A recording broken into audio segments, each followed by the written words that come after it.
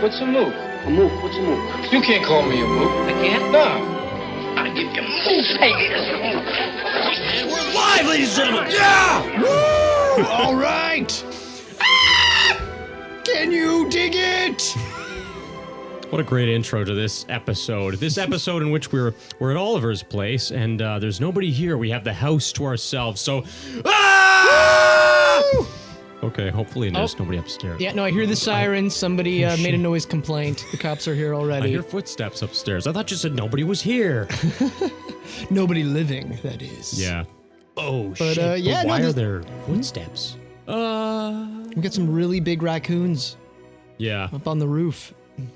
But no, this is a nice rarity. I don't know how many future shows we'll be able to do here. Hopefully we can do some more, but yeah, this is kind of a nice little special treat. Yeah. Yep, definitely. A special treat, and we've got the treats right in front of us, too. The Halloween candy. You know, okay, quick advertisement for Snickers and Swedish Berries and Maynard's Fuzzy Peaches. We went to the store. We bought some of those candy bags and Swedish things. berries.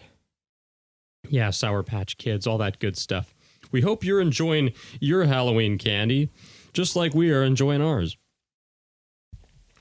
As well as our box of wine. You know, if you're a true wine connoisseur like us, you buy it by the box. Yes, we spare no expense. And, I think it's fitting. It's like we've got the wine for the mature adult in us, but we've also got the candy because I think that's fitting for the inner child in us, which is partly what this episode is going to be about. Yeah, that's a great point. Which is, what is this episode about? Do you want to... Basically, what we're going to be talking about today is our favorite sort of either Halloween or spooky animated films, whether it's sort of features or maybe shorts, especially things that, kind of we saw as children, that probably were our first kind of introductions to... Or stuff that's like kind of kid appropriate, where it's not like, like a hard R-rated sort of horror film, but these like spooky, slightly innocent sort of films that are, I mean, we've been kind of using the term gateway horror a little bit because it's like a gateway into darker stuff, but it's dark, it's spooky, but it's I don't know, appropriate for kids to watch.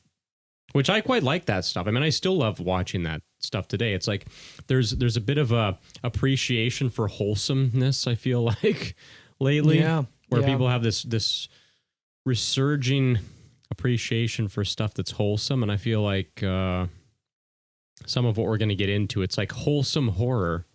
Yeah, well, I think it's like when That's you're a living... term. I guess when you're living in a times of just a lot of, I don't know, just debauchery and whatnot, that's probably when it's the most refreshing to go back to something more wholesome, you know? Yeah, it's nice to mix it up a little bit. Yeah. It's like if everything is...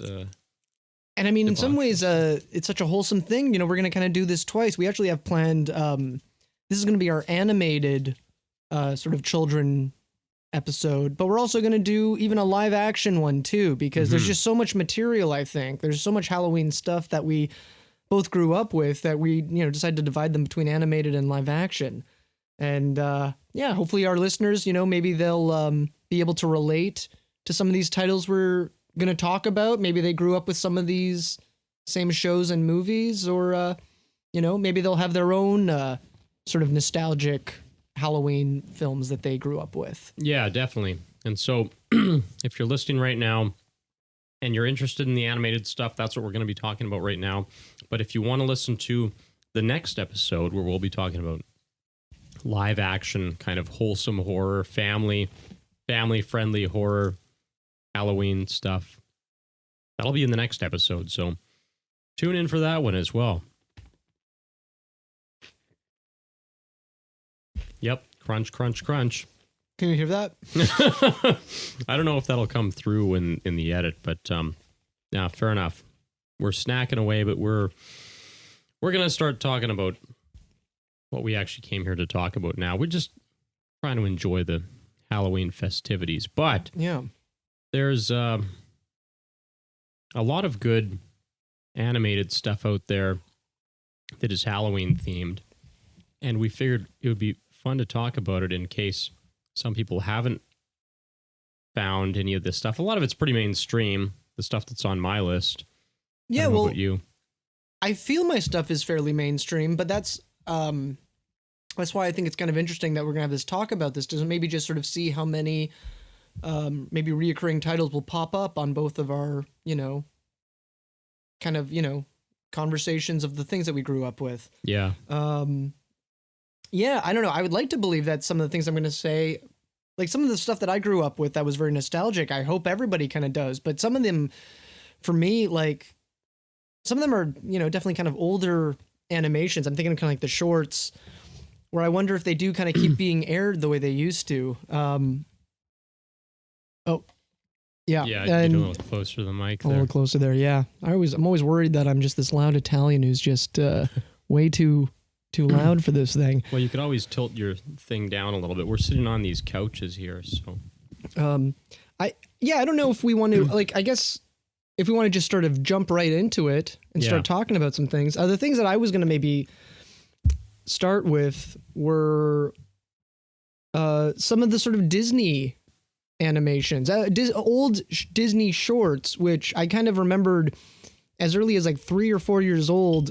Disney would have these sort of Halloween specials that they would air on TV, and they would usually just be a compilation of animated things that Disney had made in the past. Sometimes it would be a lot of clips from old villains from the old animated features. So they'd have a little compilation of a lot of the old, like the witch from Snow White, Maleficent from Sleeping Beauty. They'd sometimes combine that with the adventures of Ichabod Crane. But there was also just some of these like shorts that they would always throw in. And I remember that these were literally probably like some of my earliest introductions to kind of scary or spooky media. Probably the oldest one I could think of is The Skeleton Dance, which I think is the very first Disney Silly Symphony. I might be wrong. I was going to say that's a pretty early one. Hey, that's kind of going back to like Steamboat Willie kind of days. It's black and white. I think it came out in 1929.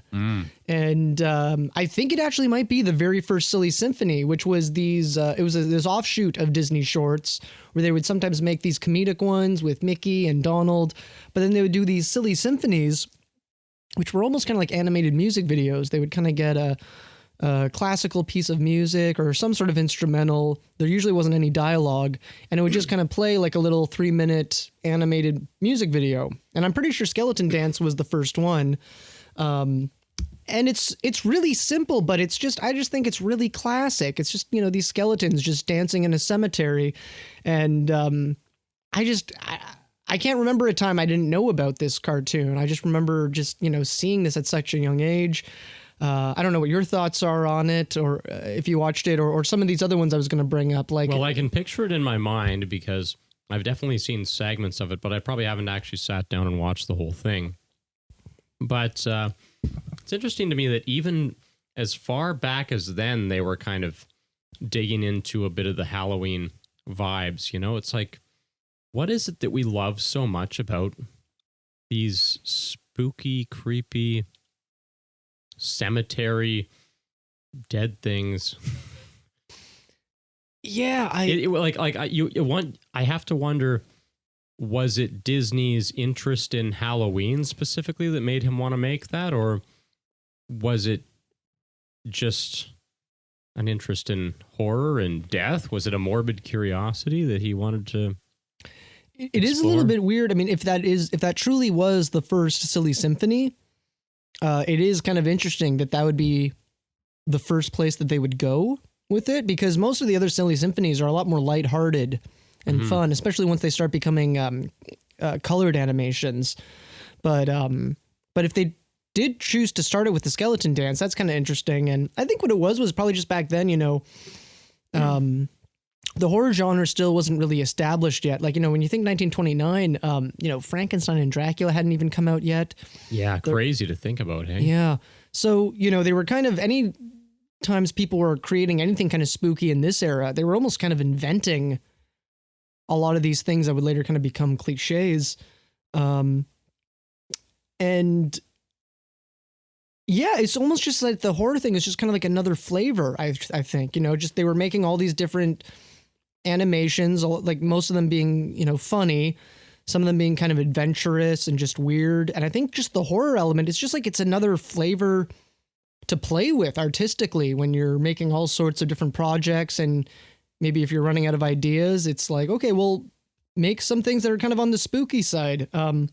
There's a few other Disney ones I was going to mention, but before I kind of go into them, I was going to say, do you relate to this at all? Like when you were a kid, do you remember ever seeing like on the Disney Channel, these kind of, and I think they would kind of like reboot them every like decade. They would kind of, there'd be like kind of like one from the 70s and one from the 80s and 90s, and they would always kind of retool them, but it would always be a compilation of old kind of spooky Disney cartoons that they would kind of refashion every decade for a new generation of kids. Like one of the other ones was, let me try and see if I can remember the titles of some of these.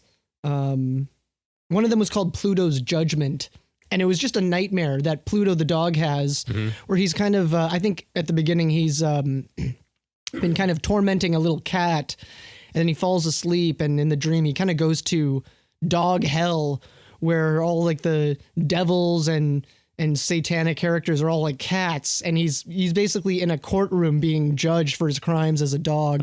But this was again another animation that they would always throw into this Disney compilation of horror specials. They'd also throw in like the segment from A Night at Bald Mountain from Fantasia. I was going to mention that as we got into talking about the dancing skeletons. I was like, that Night at Bald Mountain thing definitely kind of fits into this grim, dark theme that you have going on, where Disney seems to like to explore that territory. Yeah, and I think A Night at Bald Mountain is an amazing sequence. Yeah, I mean it's the highlight from Fantasia for me. For sure. It's like it's over 80 years old now, but the visuals in that are as good, if not better, than anything that was kind of coming out from that era. Yeah. I don't almost. And what I do really appreciate is a willingness to go there, because there's often, I feel like people don't want to expose kids to, I don't know, the darker things in existence or in our reality or whatever. It's like there's a bit of a tendency to want to overly shelter children. But to put an animation sequence like that in a Disney film, which is, I mean, arguably targeted at kids, or even going back to the skeleton dance thing, and you're making something lighthearted out of death or symbols of death. Mm-hmm. It's I don't know. Maybe that's one of the reasons maybe that's one of the things that I like about this as a genre in general, is that it's like, as a kid, you don't like being talked down to or sheltered or overprotected. I didn't anyway. No, I remembered as a kid, I could always tell when that was happening. Mm-hmm. And I think that's something that was so great about the old Disney stuff, was that they were really good at not insulting the children's intelligence, or at the very least having a good balance of things that were both for children and also for parents, hence them being family films. And nowadays I feel like they're not family films, they're kind of kid films, because I always kind of hear the excuse of, oh, well, it's for kids. That's what you need to ignore the fact that this thing is bad, because it's not for you. It's for the kids. Right. And I'm like, well, and again, that's also insulting to the kids' intelligence too. It's like, oh, it doesn't have to make logical sense because it's for children. Well, that's a really fucking stupid idea as far as I'm concerned, because for starters, I mean, if it is for kids, then you're kind of training them to know what art is about and appreciate what it's about. And like, maybe arguably the logic need apply more than ever for kids' movies. Yeah, like I think we can both agree that, we're not a fan of overly preachy kids' films that are, trying to just push a very specific message. But I do think that there needs to be an element in kids' movies that need to be at least somewhat educational or or teaching the kid, some level of Like basic morals and morality or values. something? Yeah, Yeah. even if it's just sprinkled in a very subtle way. And that's something I miss a lot that I think older movies were really able to do, is that they were able to kind of put those things in subtly without pounding you over the head with them. Yeah. But there was certainly positive things to take away from these things. While, it feels like with some of the more recent children geared films, like sometimes I just feel like I don't find that there's anything of substance in them. Yeah, it's like there's I don't know, they're too stupid. They're too stupid, or they're too childish, or Or almost like they just want to, they're going completely for entertainment value, but without anything else. And then you almost realize, well, part of the entertainment value is that there's some substance to the entertainment. In fact, I would say maybe that, I think that's very underrated. It's underrated how important substance and meaning is to any kind of film, Mm-hmm.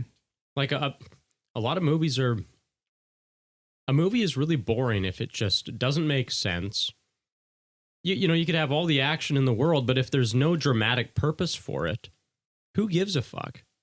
I don't think anybody cares if there's no meaning to, if it's not meaningful action, then it's just activity. It's just, it's almost like telling a story with a very convoluted, complicated plot, but you don't care about any of the characters. Yeah, exactly. And so, I was going to I wanted to just kind of quickly throw a couple of other just of these Disney short titles, and then I'll move on from it. Again, I'm kind of curious if these are shorts that ring a bell with you at all. But one of them, so there's another one called Lonesome Ghosts, and this is an old classic Mickey Mouse cartoon that's essentially like Donald, Mickey, and Goofy they're basically the Ghostbusters, except this is from 1936 or 7. And really, that sounds like a fun concept. I don't, the title doesn't ring a bell. Okay. At all. To me, I mean, these were, when you're a kid, you watch these cartoons and the animation is so good that you have no capacity of recognizing the times and eras. So I was watching these having no idea that these were made in the 30s.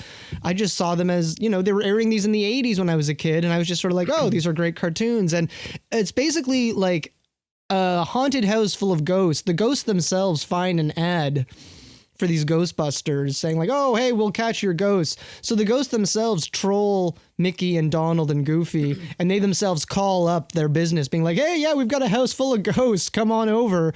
And then when they show up, the ghosts just scare them the whole time. But yeah, this was again just another kind of classic Disney cartoon that would always air every year, and it would be edited into these sort of Halloween specials that they would air every year. There was another one. It's simply called just Trick or Treat. Maybe you've seen this one because it was made a little bit later. This would be like the 50s now, but still, these are still old timey cartoons. But this was one with Donald Duck, and this one actually is a Halloween themed cartoon. And his nephews, Huey, Louie, and Dewey, they're all dressed up in costumes. And when they show up for the trick or treat, Donald takes it a little bit too literally, and he puts firecrackers in their trick or treat bags that explode, and then he dunks water on them, being like, "Oh, there's your trick." And so then a witch comes along and sort of sees this, and with her instilling the spirit of Halloween, she kind of gets her revenge on Donald and pulls a bunch of magical pranks on him. And again, this was just another kind of classic Disney Halloween cartoon that for me, they're just really nostalgic. I just remembered watching these a lot every year as a kid. And he sounds like, I think I'd love to watch that. Trick or Treat, Disney Trick or Treat. That sounds good. Yeah. It sounds totally like the sort of thing. So is this a short? It's just a short little. This would be I guess maybe 8 or it's like a one reeler animation that this would have been back when they would when you'd go to the movies. This was way before me or Kevin's time, but yeah, you'd sometimes go see a double billing of 2 movies plus a newsreel and a bunch of shorts. And so, yeah, this was just like a classic, like Disney. It was just a short. 1956. Yeah, okay? and it's just a Donald Duck short. You can watch it on YouTube by the looks of things. I just pulled it up here. Yeah. In fact, I wouldn't Disney be. I bet all trick-or-treating. of these Disney shorts I've been talking about, I'm pretty sure all of these are available on YouTube. Yeah, that's the So- great thing. Hey, you can just like reference this stuff anytime you want and pull it up. Yeah. But yeah, I mean, like I think I would love to watch this video. Just Yeah. But I guess my question was, yeah, clearly, I guess these weren't ones that you grew up with as a kid yourself. You didn't remember these on the Disney Channel. no. Well, for one thing, I didn't actually have like satellite or cable or anything until I was about 12 or 13 maybe. And so we would watch stuff at my grandparents' house whenever we'd go there, but they lived out of town. They lived quite a ways away.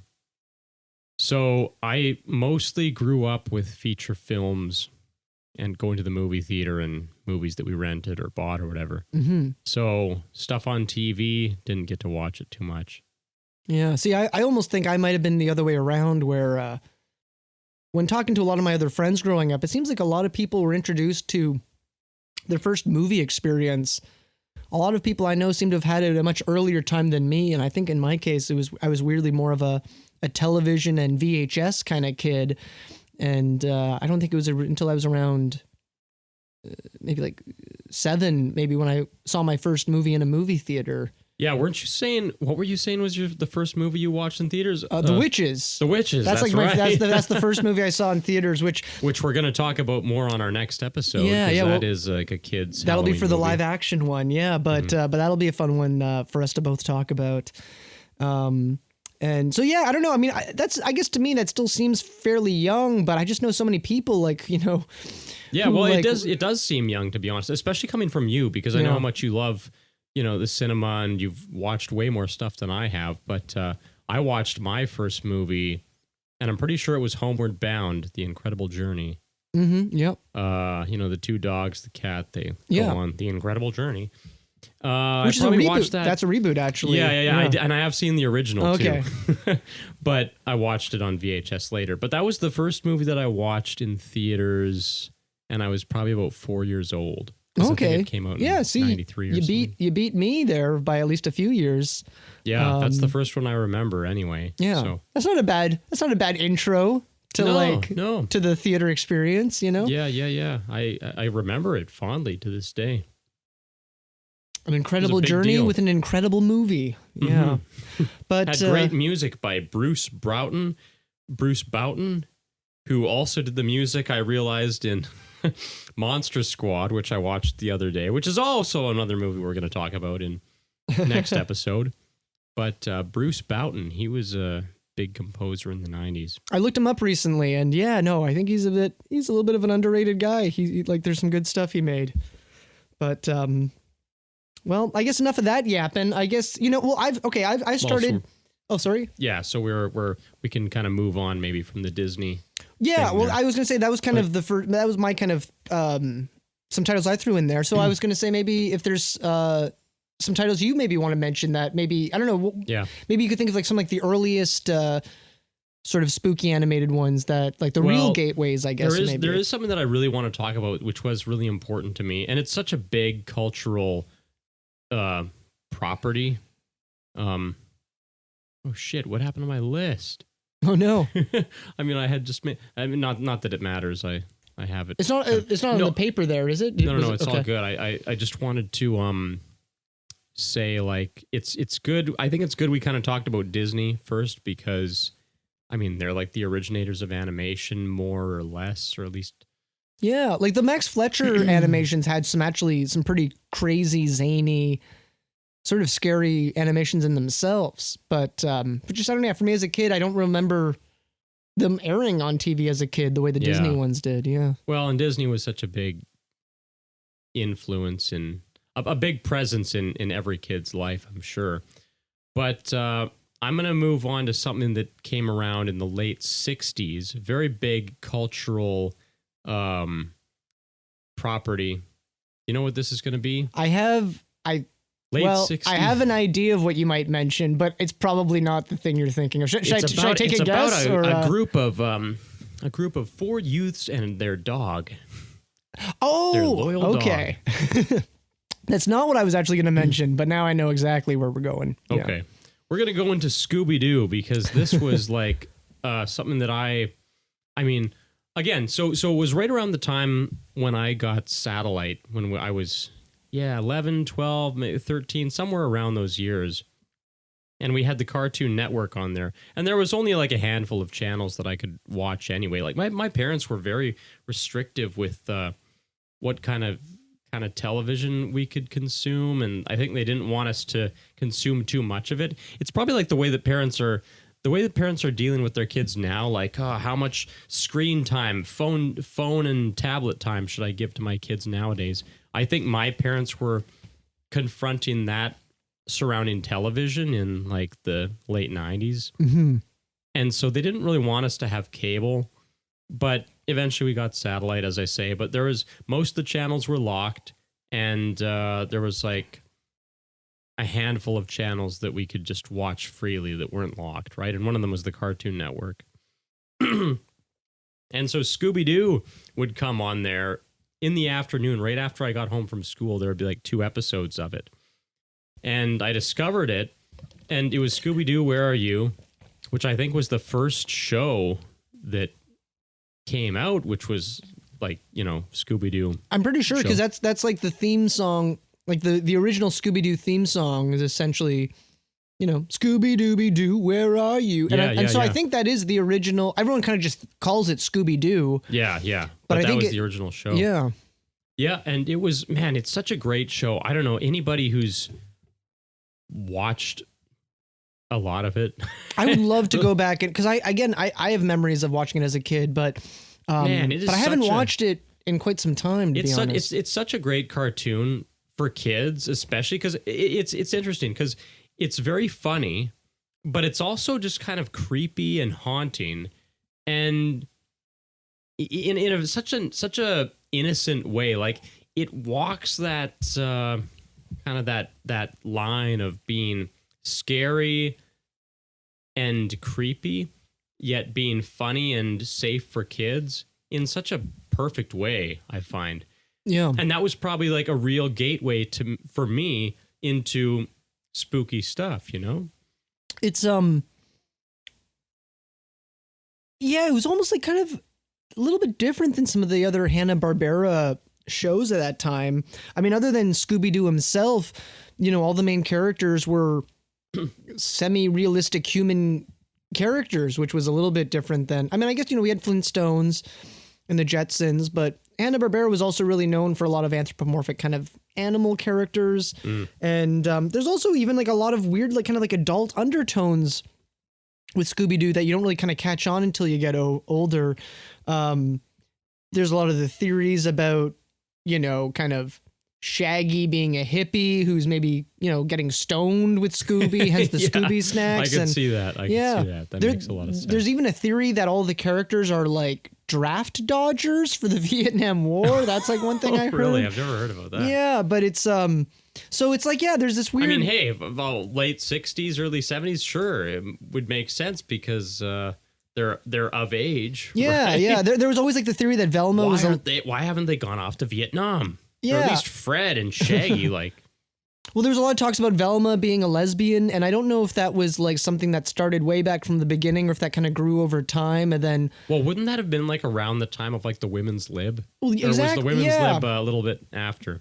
No, it would have been the perfect timing. Scooby-Doo came out like just in the end of the 60s, so all of that stuff would have been happening. Mm-hmm. And I mean, the other argument you could just make is that, well, Daphne was kind of like the sexy character and Velma was more of the sort of intellectual nerdy one. And I'm like, well, is that by default? They just sort of decided that makes her a lesbian maybe. But I do think over time that it just became sort of a rumor that just kind of went along for so long that I think even like the people creating the later Scooby-Doo stuff eventually kind of like latched onto that, being like, oh yeah, maybe there is something there that we can kind of evolve her character kind of into more, right? I don't know if that was ever the initial intention. Yeah, I've tuned out from everything. I think pretty much everything Scooby-Doo after like the 70s mostly sucked. Although there was some great movies actually.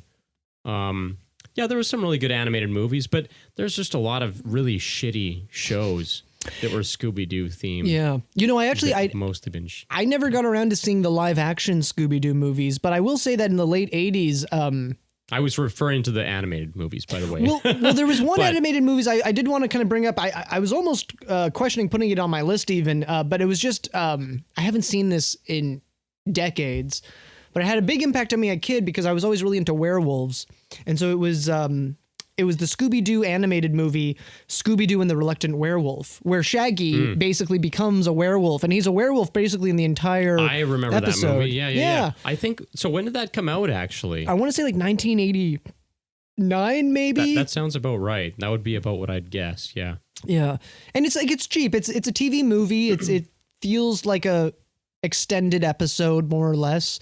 But, you know, from what I remember is he kind of gets brought into like Dracula's castle, and he ends up Dracula's kind of like, oh yeah, you'll be like, we need a wolf man. You'll be the wolf man in my group. And it kind of ends with a big, kind of Transylvanian like car race or something like that. They're all in their own little cars racing, and Shaggy's in one of them. And it's probably just, I haven't seen it in so long. It's probably a very average cartoon, but just again, anything I saw as a kid that with werewolves, I just latched onto. And I remember Mom just being like, oh, you should watch this Shaggy movie. He becomes a werewolf in it. So right from there, I was just like, oh, I'm sold. The only other thing I could think of was there was the animated Teen Wolf series, which I did watch a lot as a kid. I might have watched that before I even watched the Teen Wolf movies. So now fill me in on Teen Wolf a little bit, because I've heard of this. So there was an animated series? Yeah, so it's basically, I don't know how familiar you are with the movies, but the animated show was mainly influenced by the Michael J. Fox movie of the mid-'80s. Okay. And the Michael J. Fox movie is a live action. It's movie, a live action movie. It's where just Michael J. watch that. He becomes I would love to know what your thoughts are on watching Teen Wolf in 2023. I'm really curious what your thoughts will be on it, because I love that movie, but it's a movie I saw as a child, and it's a real staple of the 80s. There's a lot of goofy things in that movie. Is that like a movie that would kind of fit into our next episode as well, like a kids movie? It definitely would for me. Yeah, it's okay. It's really, because I can't imagine a lot of teenagers taking that movie seriously. So I'd have to categorize it as a kids movie, but there's also a lot of, the problem is that any teen movie in the 80s by default is almost like a teen sex comedy. Oh, yeah, And Teen Wolf is no exception to that rule. So there was a lot of inappropriate like teenager or like sex jokes that went over my head as a kid. Yeah, but you still watched it and enjoyed it and weren't totally sexually corrupted. Well, the funny thing is that there's no reason for him to be a werewolf in the movie. He doesn't attack or kill anybody. He basically just he becomes a werewolf, and he just now has like kind of like superpowers. He's really good at basketball.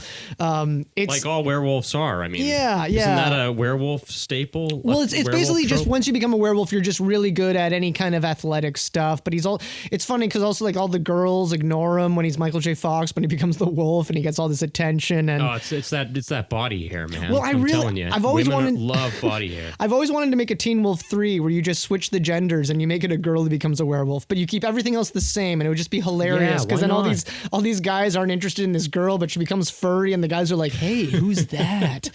So that's always been a dream project. But anyways, enough of the Teen Wolf, or at least if I'm going to talk about Teen Wolf, I'll talk about the animated one, which was just a TV show. Yeah, let's touch on that. And it was fun. It was like, looking back, it's hilarious because every time he transforms, like they just reused the same like 15-second animation clip just to save money and stuff. But it was what it was. It's essentially a superhero show, but the superpower is that he becomes a werewolf whenever he wants to. Yeah. Have you ever seen, just a little side tangent or whatever, on the subject of reusing animations? Have you ever seen... He-Man was terrible for that. Well, I was going to say even Disney, actually. Have you ever seen like those video clips that compare, like, so there's like, it'll be like a clip of from Winnie the Pooh, where it's Christopher Robin, and then they like Mowgli. show, and it's Mowgli. Yeah, there's also there's a whole bunch of them though, like tons of them. There's a lot of them, and it was like Snow White dancing, and then there's like the Maid Marian and the that's right in the Fox animal Robin Hood movie. Yeah, I think there's also something like with Baloo the bear and King Louie, and that got reused. There's just a whole bunch in something else, but it's funny, you don't think of it when you're watching those movies, or you don't even really notice it. No, but I do remember. So there was this big thing in the early '80s where a whole ton of Disney animators all at once quit. And they all joined Don Bluth with his animation company. Don Bluth was also one of these guys because they knew what was happening. They knew that Disney was cutting corners, and this was kind of considered the Xerox period in Disney. This is when Disney started getting that very scratchy look. So yeah, a number of years ago, my brother and I did like a full Disney animated feature marathon kind of thing where we just watched through all of them in chronological order. And it was fascinating to watch this evolution unfold where you had like the very early movies and then you got to the really high quality stuff, which was like Lady and the Tramp, Peter Pan kind of stuff, very detailed. And then you got into that era eventually where it was like Oliver and Company, The Fox and the Hound, 101 Dalmatians, which is kind of that scratchy thing you're talking about, where it was a much cheaper look. Now, maybe you know a little bit about why they went into that style then. Yeah, so it was completely for no other reason than for saving money. And some people might disagree with me, but the way I consider it is there's the classic era, which even predates Snow White, because to me, the old shorts are as good quality animation as even their features. Wow, so when I was surprising. I mean, maybe for the features, maybe they would put a little bit more effort in, but they wouldn't have been color, were they? I mean, I'm talking about the colored shorts. Yeah, like the old Disney, the Disney shorts from the 30s and 40s, and maybe even in the 50s, were done so well that other than the fact that they were just shorter, for what you were seeing in the time that would play out would be, I would say, as good of a quality as the feature-length animations. I would say that the last one of the features that follows this era would be Sleeping Beauty. After Sleeping Beauty was the beginning of what I kind of call like this Xerox period, where they literally were like Xeroxing frames. They were finding ways to do things faster and cheaper, but a lot of the animators were getting annoyed because they were like, we're better than this. We can do better.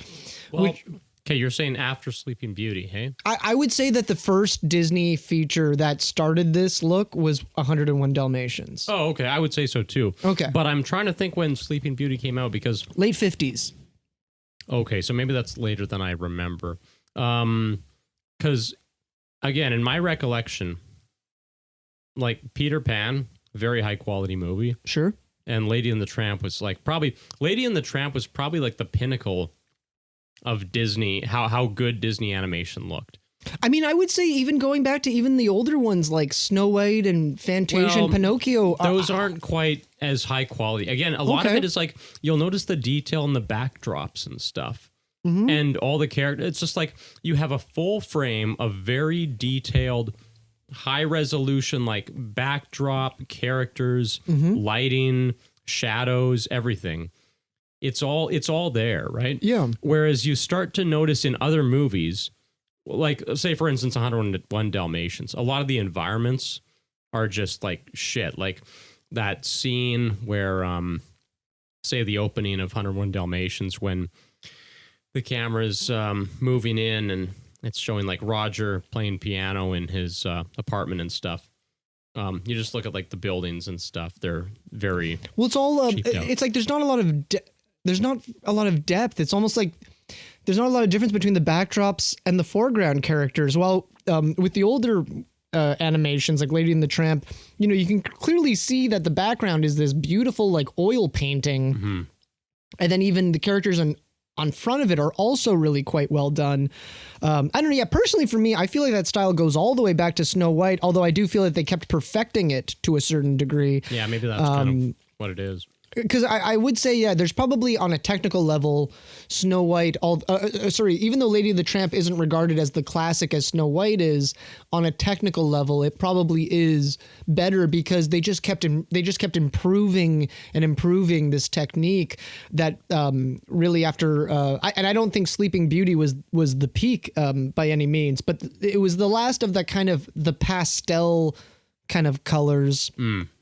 It was very smooth and slick, and then it became this like rough edged scratchy kind of quality. Yeah, I know And exactly what you mean. you see it- That's exactly how I describe it Yeah. too. Is it's very very kind of raw and rough. Like Yeah, it's- and I think that goes all the way. It starts with 101 Dalmatians, and you see it in Sword in the Stone, Jungle Book, Aristocrats, Rescuers. I think it actually goes all the way up until basically up until Oliver and Company. yeah. And then after that one, I think was when they did. The Great Mouse Detective. No, I think 'Cause they I was gonna- did.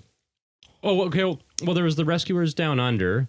Well, that's oh late- no. So I was going to say a Little Mermaid. I think Little Mermaid was the one that kind of brought it back. I'd agree, except I would almost take it even one movie previous, which is The Great Mouse Detective, which I also think that could be.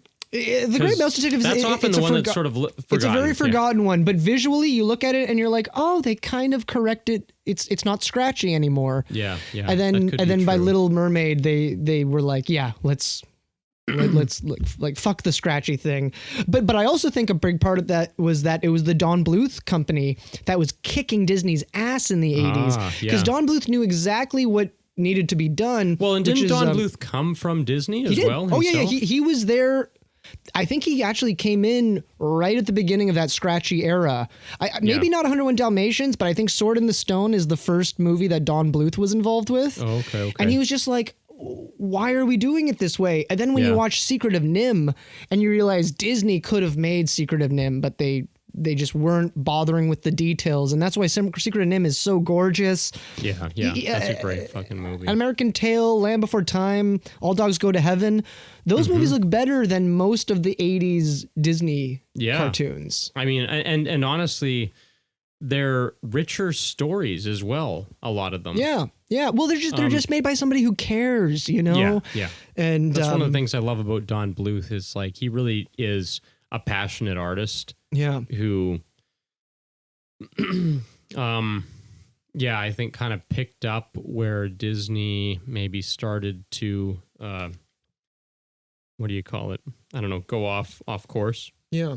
But you know what? While we're talking about Disney in this era, there's kind of like the That dark. was an unfortunately long period. I'm just looking at all these movies. It was like quite a yeah. Fox and the Hound, The Rescuers, Robin Hood, The Aristocats, Well, I Jungle Book, Sword in the Stone, 101 Dalmatians. Like that's a lot of movies. The weird thing was, and I think it especially really went to shit after Walt Disney died. Then they were really like, we don't care anymore. But Yeah. I think the problem was that this was in a period where Disney was making a lot of live action products, and it was almost like they were almost annoyed that they were known as the animated company, where they sort of felt like, oh, we got to keep pumping out these animated films, but that's not even really what we do anymore. So let's kind of half-ass it. Let's just get them out there because it's really our live action movies that are now making more money. So I think that's partly why for those decades, those animations were what they were, because they weren't really making the studio the money the way some of their other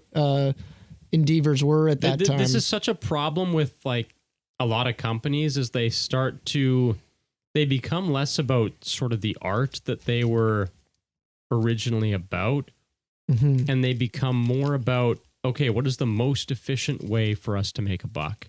And obviously, if you're doing these cheap live action movies, that's a fuckload easier than doing high quality animation. Yeah. But it's not as timeless. It's not as, I don't know, artistically integral. Well, and hence, like when they started redoing the frames of the older animations, right? That just doesn't seem like something that would have been done in Walt Disney's time when he was running things. And it is interesting how you mention that it's like it was all of these scratchy movies that were ripping off those earlier animations too, right? Those earlier higher quality animations. They were taking that material, redoing it more cheaply, and pumping it back out. But I will just say quickly, The Great Mouse Detective actually came out before Oliver and Company. Oh, okay. So maybe So, I don't know. I haven't watched that movie in a while. Although it was just, I guess, a handful of years ago when we did this thing. yeah. Sometimes I mean, I don't remember like too much what it was like stylistically compared to Oliver and Company. But I definitely think of The Little Mermaid as the first kind of comeback to the real clean style quality animation. I mean, it's funny because even Little Mermaid has a little bit of scratchiness. If you were just to compare that to, say, Rescuers Down Under or Beauty and the Beast, which was just a year or so afterwards, it was like The Little Mermaid was the beginning of the new Renaissance where they were like, oh, we're going to just go smoother and smoother. Yeah. And so when you compare Little Mermaid to a lot of the other stuff, it's very smooth. But then when you even compare Little Mermaid to, say, Beauty and the Beast, even quite there, I find even another kind of animated leap. Well, and maybe that's where they were sort of finding that the 90s style, right? Which everybody will talk about, like kind of the 90s golden era of Disney, where you had Beauty and the Beast, Aladdin, Pocahontas, Lion King, Hercules. Well, I think they had much higher budgets because with Little Mermaid, it was, I don't think it was the hit that they were prepared for. I think they put a little bit more effort in Little Mermaid, but it wasn't until the success of Little Mermaid that gave them the budget to be like, okay, now we can really put our money into Rescuers Down Under and Beauty and the Beast. But I think it's because of the success of Little Mermaid that let them do that. Otherwise, they probably might have been not of as high quality animation themselves, I bet. Yeah. That might make sense. But speaking of Disney, and that kind of weird dark era of Disney in like the 80s and 70s, did you ever see so a lot of people might not be aware that Tim Burton used to work for Disney Studios he worked on Fox and the Hound, I'm pretty sure. Yeah, but he also made an animated short called Vincent. Have you ever seen Vincent? Yep. I have seen Vincent. But is Vincent not like a stop motion thing? Yeah, it's stop motion. It's stop motion animation, but it's very fitting to the show that we're talking about tonight. Yeah, sure. Because it's very much a gothic horror. It's really a prelude to what would then come in like Nightmare Before Christmas, where it's this black and white, spooky stop motion animation narrated by Vincent Price about a kid who's obsessed with Vincent Price, and basically Tim Burton. Yeah. A Tim Burton biopic. Pretty much, yeah. And it's just a really neat little taste of things to come, from Tim Burton. But it's extremely in the style of his work. Yeah. It's super fitting for, I think, a Halloween themed animated. If you want to go ahead and watch a whole bunch of animated Halloween shorts, Vincent would be a really good one to put on that list. Totally. You can probably find that on YouTube as well, because like YouTube is great for finding shorts and stuff like that. You could probably find the original Frankenweenie. I just earlier today saw there was a video where someone literally puts Frankenweenie and Vincent together on YouTube. You can literally watch them together in like half an hour. Yeah. Oh, that's sweet. Yeah, Vincent, 1982. Tim Burton short film. Fuck, I love YouTube. It's honestly great. But that's really cool.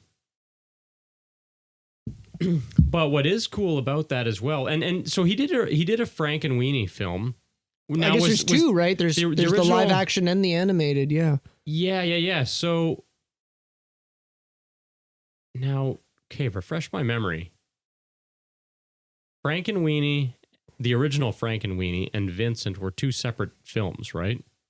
Yeah. So Frankenweenie, I want to say, probably came out in like 1984. So a year before. But they're both stop motion animation.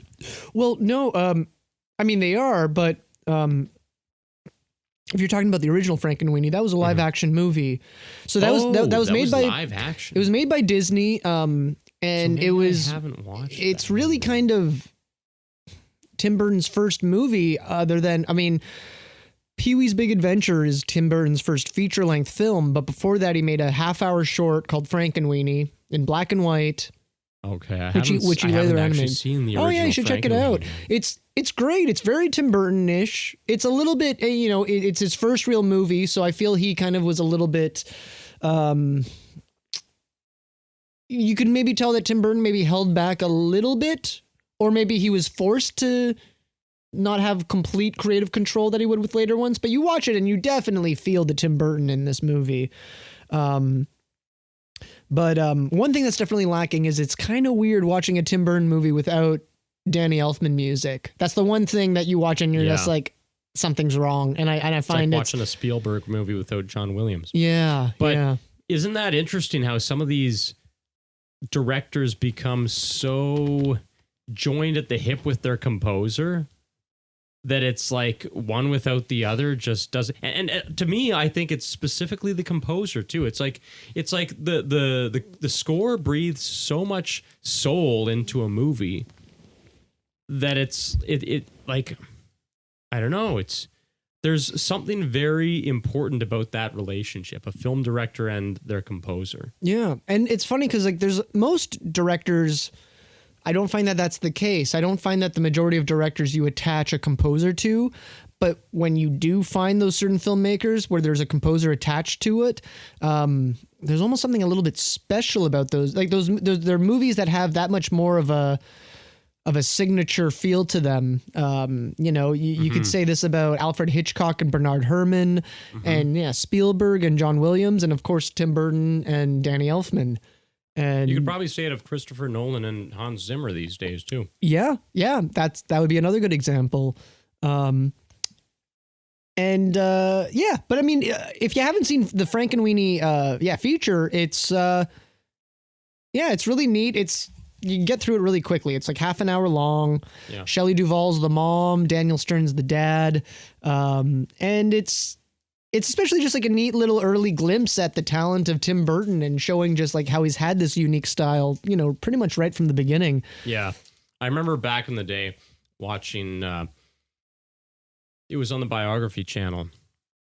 Now, this was probably a little while after Planet of the Apes came out, Tim Burton's Planet of the Apes. Okay. Because I think that was sort of where his biography ended. But they'd kind of talk about his early life and him making those movies and, working at Disney and being quite depressed working at Disney. And how even then his like sort of drawing style was very present in terms of how he drew these very spindly, like slim characters with sunken eyes and that sort of thing.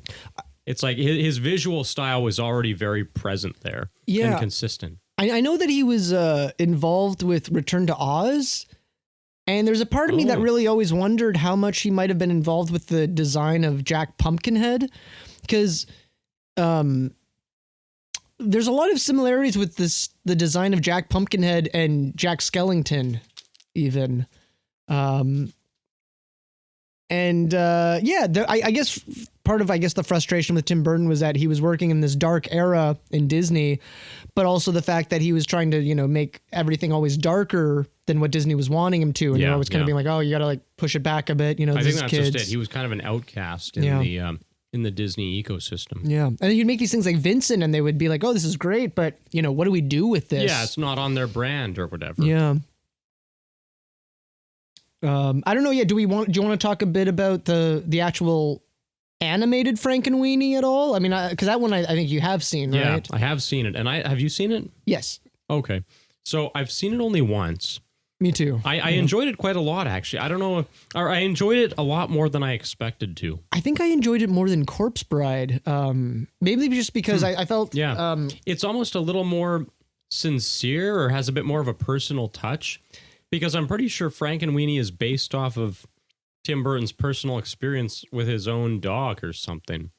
Oh, okay. I didn't know. I didn't know that. I always just assumed that it was another interpretation of his live action movie. But do you know a bit about whether there was maybe like it was about Tim Burton when he was a kid with his own dog? Yeah. Well, so I don't know. I don't know what the original live action movie is like or what the story is. But as I recall, he was kind of inspired by, like, he had a dog that was like this wiener dog and it died and he was like really sad and wanted to be able to bring it back to life, Well, that definitely adds a lot more to the story, knowing that it was kind of this personal thing. Yeah. I feel like they probably talked about that in that Biography channel biography. That's probably where I first heard that from. Mm-hmm. Unless I turn out to be wrong. Sometimes is- I say things in these podcasts and then I look back at it later and I'm like, oh no, I was totally wrong about what I said. I do know that there's like a DVD of a Tim Burton movie that includes like a fake documentary of Tim Burton as a child that's completely bullshit and it's made up. It's kind of made for jokes. Oh, okay. Kind of just like making fun of like what you would imagine Tim Burton was like as a kid. It might have been like the Edward Scissorhands DVD maybe, but I'm just wondering. But I think you would probably, if you had seen that, you'd probably know that it was tongue in cheek and not for real. But yeah, no, I remember I think I liked Frankenweenie more than Corpse Bride just because it wasn't anything against Corpse Bride. Like there's a lot of things I like about Corpse Bride, but maybe a little bit too many similarities to A Nightmare Before Christmas, where I kind of was just sort of like, I just sort of felt, oh, Nightmare on Christmas kind of did it better. Like just kind of the songs are better in Nightmare Before Christmas. It's a little bit more iconic. But I guess I saw the concept is a little more strong, kind of fully embraced or realized. It's just well, it was made by a more experienced animated director. While I guess Corpse Bride was technically Tim Burton's first feature animation that he made. Yeah, that's the interesting thing, right? Because you often forget that. Yeah. I didn't find that the songs were as memorable. I didn't think so either. I do like the songs in it still, but they aren't as memorable. They do seem a little more forced, like squeezed out. In a way. Yeah. Well, I don't know. Frankenweenie just seemed a little bit more fun to me. It was also coming from somebody who had seen the original movie. It was nice to kind of see where they took it because they definitely kind of take it into a different kind of crazier place in the animated one than they did in the live action short. Yeah. And I think that probably was partly due to like just money and budget. They just were they were just allowed to do a lot more in stop motion than what he would have been able to have done as a, up and comer in the 80s. Yeah, for sure. Yeah. For sure. Well, and that's where I feel like, at least with this movie, it does feel like he got to make the movie that he wanted to make. And I feel like, unfortunately, it gets a little bit forgotten or sidelined. Yeah. The Frankenweenie feature, which is weird because there's two of them. Well, but it's almost like they both are kind of forgotten in Tim Burton's repertoire. Yeah. Yeah, they sort of are. But I remember being quite pleasantly surprised by it because, again, I think it came out in the early 2010s. Yeah, that sounds right. I don't know. Around that time, I was kind of starting to see a lot of shitty movies get made and just wasn't impressed with a lot of stuff. But there also wasn't a great period for Tim Burton himself and a lot of his movies, which is kind of why I enjoyed Frankenweenie, because it seemed kind of like a more pure Tim Burton film than some of the other stuff that had been coming out by him. Okay, it came out in 2012, for the record. Okay. But yeah, I agree. And that was sort of the same way that I felt at that time, too. Of course, he'd done Sweeney Todd, which I really liked. Mm-hmm. But then I think he'd done... and Corpse Bride was already made at this point. Yeah. That was 2005 or something. Yeah. 2006, maybe. 2005. But then he'd done Alice in Wonderland, I think, maybe, which I hated. No, I'm not a fan. Yeah, and so going into Frankenweenie, I don't know if I guess I just wasn't expecting much. Mm-hmm. But and I think that's the same thing with me. I don't think I had high expectations, which was why I was pleasantly surprised with that one. Mm-hmm. Oh, he'd actually done Dark Shadows that same year, which I really quite liked. Oh, interesting. Yeah. So I don't know. Yeah. I mean, again, I like Frankenweenie. It's not. I mean, I don't know if we want to save this for later, but I mean, I guess we're talking about all the Tim Burton stuff. I don't know if we want to jump into Nightmare Before Christmas now, but I mean, to me, that's really you can't. I mean, even just for what our show is, right? For Halloween animated films. Well, we gotta save. Here's the thing: do we talk about this at Christmas time or at Halloween time? I feel the endless debate of Nightmare Before Christmas. I feel like it's more for Halloween because it's really hard to pitch like a spooky Christmas film. Even though there's a lot of Christmas stuff in it, it's more suited for Halloween. Themed Halloween movie. Yeah. As opposed to a Halloween themed Christmas movie. I mean, I'm pretty sure I remember when this movie came out. because I saw this movie in theaters. I'm pretty Yeah, sure well- they made this movie come out around October, not Christmas, but I could be wrong. That would make Maybe sense. they brought it out in November as a compromise, but I feel like this was a movie that they kind of had in the month of October, but I could be wrong. You know, it's interesting because I remember seeing an ad for this movie at the beginning of some sort of a VHS that I had. You know, you'd have like the advertisements at the beginning of the video cassette. And it was an it might have been like at the beginning of the Muppets Christmas Carol or something, or Beethoven. I don't know. Oh, but yeah. it was like an advertisement for The Nightmare Before Christmas. And I was like, oh, that movie looks so great and so funny. And I was only like, yeah, again, like 4 or 5 years old or something. But I always remember that part where it's like, what did Santa get you for Christmas, sweetheart? And then the kid pulls like a head out of a Yeah. box.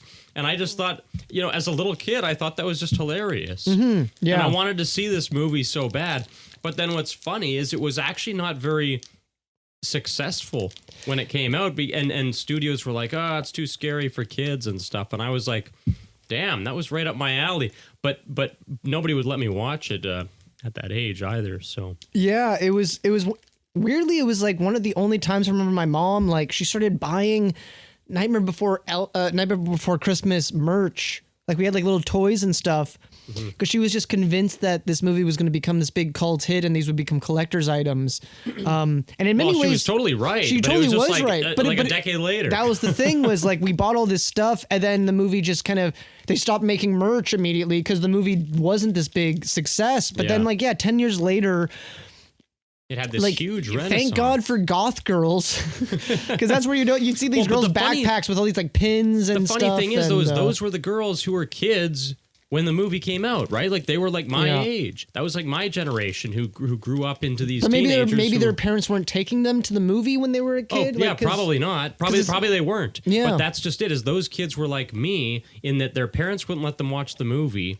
but they thought they were actually really drawn to it, but they just weren't allowed to watch it. And so they ended up kind of visiting it when they became teenagers. And that's exactly the story that I went through. Yeah, it almost kind of spoiled me for stop motion, because other than some like the really cheesy Rankin Bass Christmas specials from back in the 60s, which I never even really watched as a kid. Yeah, I grew up on that. I mean, Yeah. I love those movies. But then when I saw Nightmare Before Christmas, I was just sort of like, oh wow, like this is what stop motion was. And I assumed like all stop motion was as good as that, but it really wasn't. They Nightmare Before Christmas took to a next level. Yeah, yeah.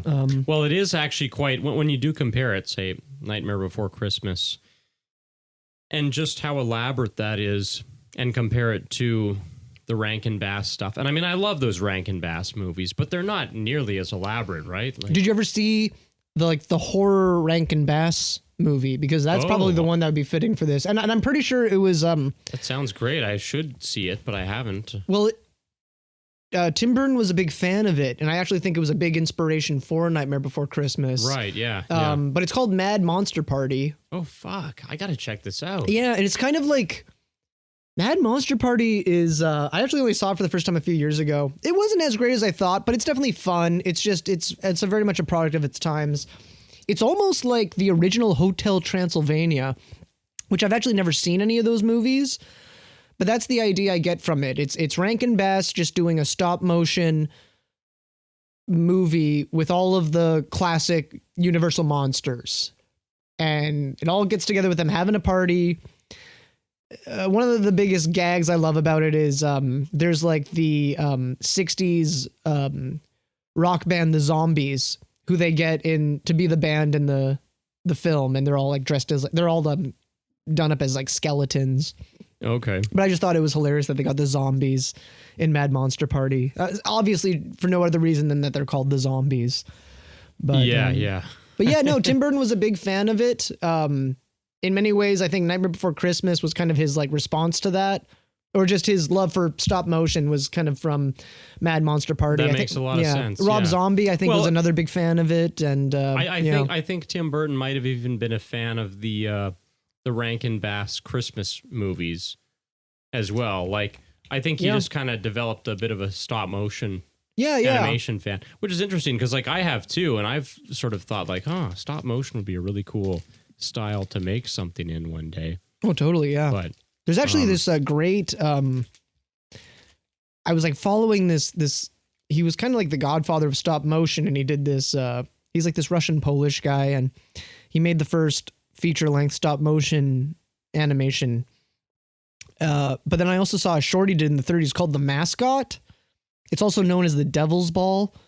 And you watch this and you're like, holy crap. Like, did Tim Burton see this? Because like that more than anything reminds me of Nightmare Before Christmas. Just is that right? What was that called? That was and this was a stop motion. Yeah. thing. And you can, the whole thing, there's actually a really nice remastered, like 4K version of it on YouTube you can watch. Oh, I gotta watch this. And it's about half an hour long. I think it's in French with subtitles, but it's one of those films where there's very little dialogue. It's mainly just visuals.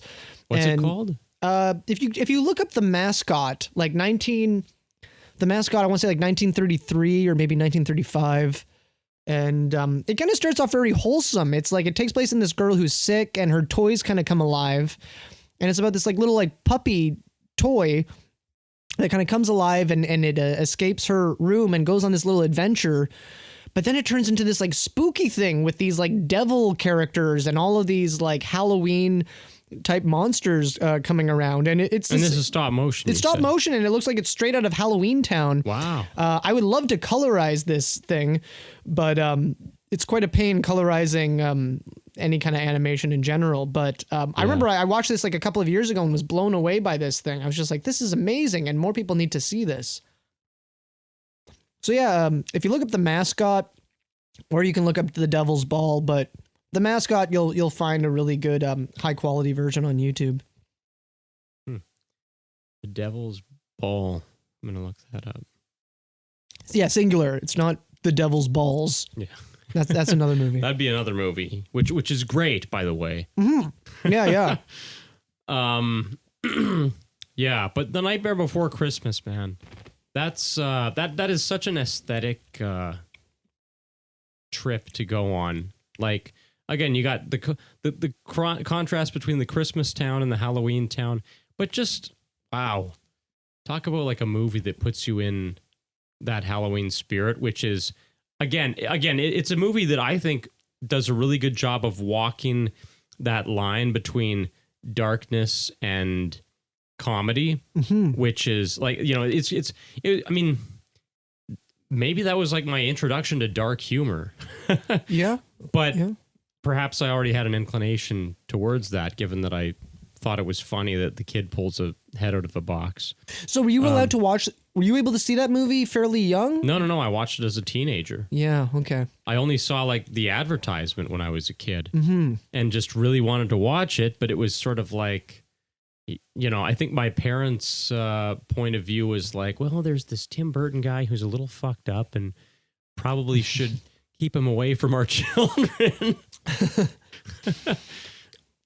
Were you allowed to see Batman Returns as a kid? Yeah. Actually, I was very familiar with Batman and Batman Returns. But maybe that was the straw that broke the camel's back with your parents, where they were like, okay, we showed him Batman Returns. We're not showing him Nightmare Before Christmas now. Yeah, I don't know what it was. Like it was Batman. Well, here's the interesting thing with Batman, and I don't want to get too much in. Well, okay, fuck.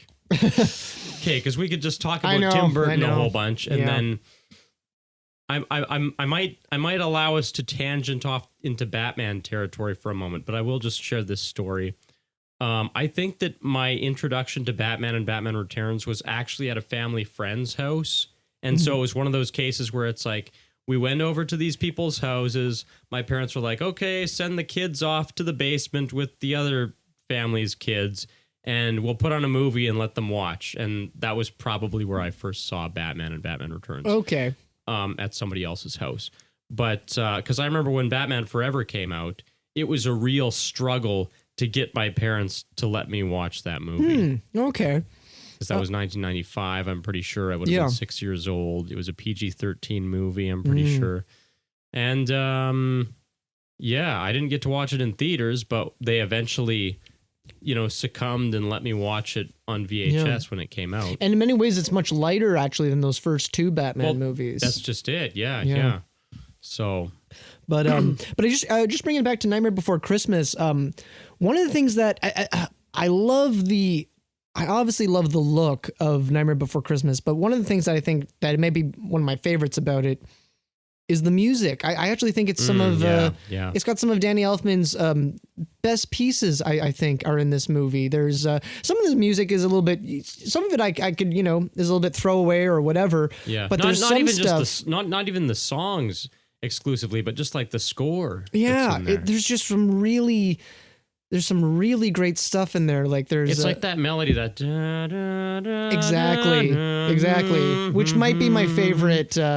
Beautiful. My favorite theme. little bit. Yeah, that's Yeah. basically that's Sally's song as far as I know, Yeah, right? yeah, I like believe at so, the end yep. she sings the tune, but it's kind of known as Sally's theme throughout. And then there's even a few little bits with And Jack that's- when he gets when they shoot the rockets at Jack Skellington's. I think it's actually called Jack's Lament when he's kind of realized that he like kind of ruined Christmas, and he's just like, what have I done? Yeah. What? And there's just a lot of like little tunes that are really neat, and I think they kind of just let Danny Elfman just go off and go crazy with it, because it was the one time where Tim Burton's like, I'm actually doing a musical. So it was just this whole, and then of course Danny Elfman also was the voice of the singing Jack Skellington. Yeah. And it seemed like it was musically, it seemed like this was a very personal project for Danny Elfman based on how much he apparently wanted to do Jack Skellington himself. It seemed like this was a project he held dear to his heart. Yeah. There was like a period, I feel like, of peak inspiration for Danny Elfman in the late 80s, early 90s, because he did like the Batman score. And I've heard him talk about the original Batman theme and how he came up with that and how the inspiration kind of just came pouring out. And then hearing similar things with Nightmare Before Christmas, and how I think originally he wasn't actually supposed to do the singing voice for Jack Skellington, but he just started recording it as like a temp track.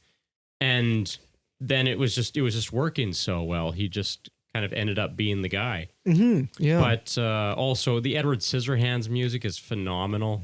Like, it's just when I listen to the scores that he did during that era, it's like all of this feels incredibly inspired.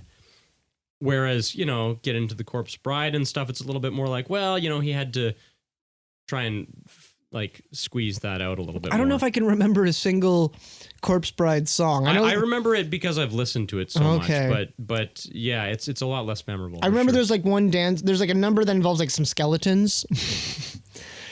Like that's like the gist of me kind of remembering the Corpse Bride is there was like a number that involved like some skeletons in one number. And probably one like, of the lesser songs. Probably. Too, if it's what I'm thinking of. But I remember watching the scene just being like, I remember watching it and like that particular sequence with the skeletons and just being like, I really want to watch Nightmare Before Christmas right now. Yeah. That was the Like, thoughts I had, yeah. Yeah, I kind of get that. There is some really nice stuff in it as well still. Yeah, But, and on a technical level, there's probably things about it that are maybe even more impressive because it was made like 10 or so years, or more than 10 years afterwards. well, the so. animation is definitely incredibly impressive in Yeah, Corpse yeah. Bride. Like it is a whole new level of different challenges and stuff. And I remember watching the behind the scenes for that movie.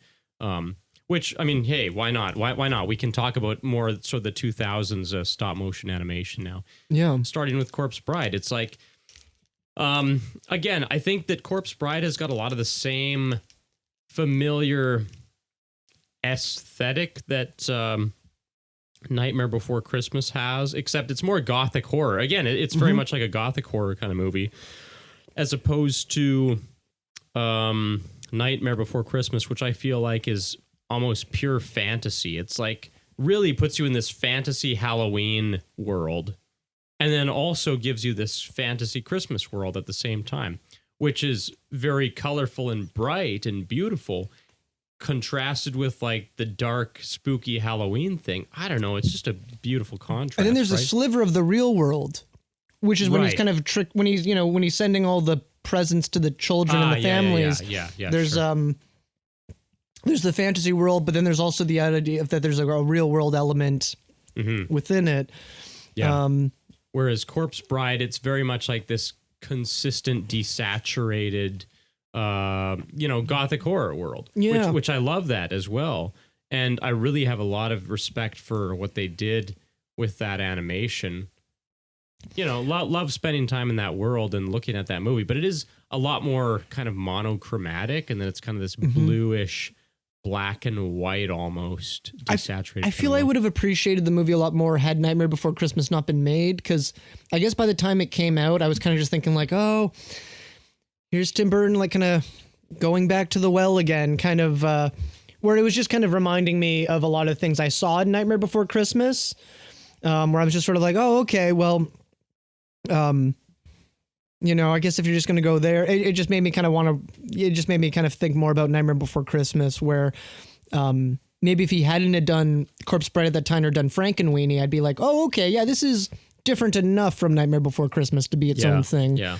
But again, I would actually, in the grand scheme of things, I mean, I wouldn't put Corpse Bride in the worst Tim Burton projects. No, for me, it's probably somewhere not. in the middle of his repetoire. To me, it's still very rewatchable and very enjoyable to rewatch. It's better than most of his, more recent live action movies, I would say. Yeah, like we were talking about Alice in Wonderland, like it's leaps above that, or even Willy Wonka, the Charlie and the Chocolate Factory one. I'd put Corpse Bride above that. And the thing is that it's still very Tim Burton. It's still very much his style. Like if you're a person who appreciates Tim Burton as an artist, it's still very much him and familiar to like what he does and his artistic voice, as opposed to like, I don't know, fucking Dumbo. That one almost seems like that could have been made by anybody. I don't see any Tim Burton in that one. That's just it. Or like Planet of the Apes. I don't really think of Planet of the Apes much as a Tim Burton movie. I don't really think of, I mean, Big Eyes to some extent, but not in a really Tim Burton-esque kind of way. Like Big Eyes is kind of missing.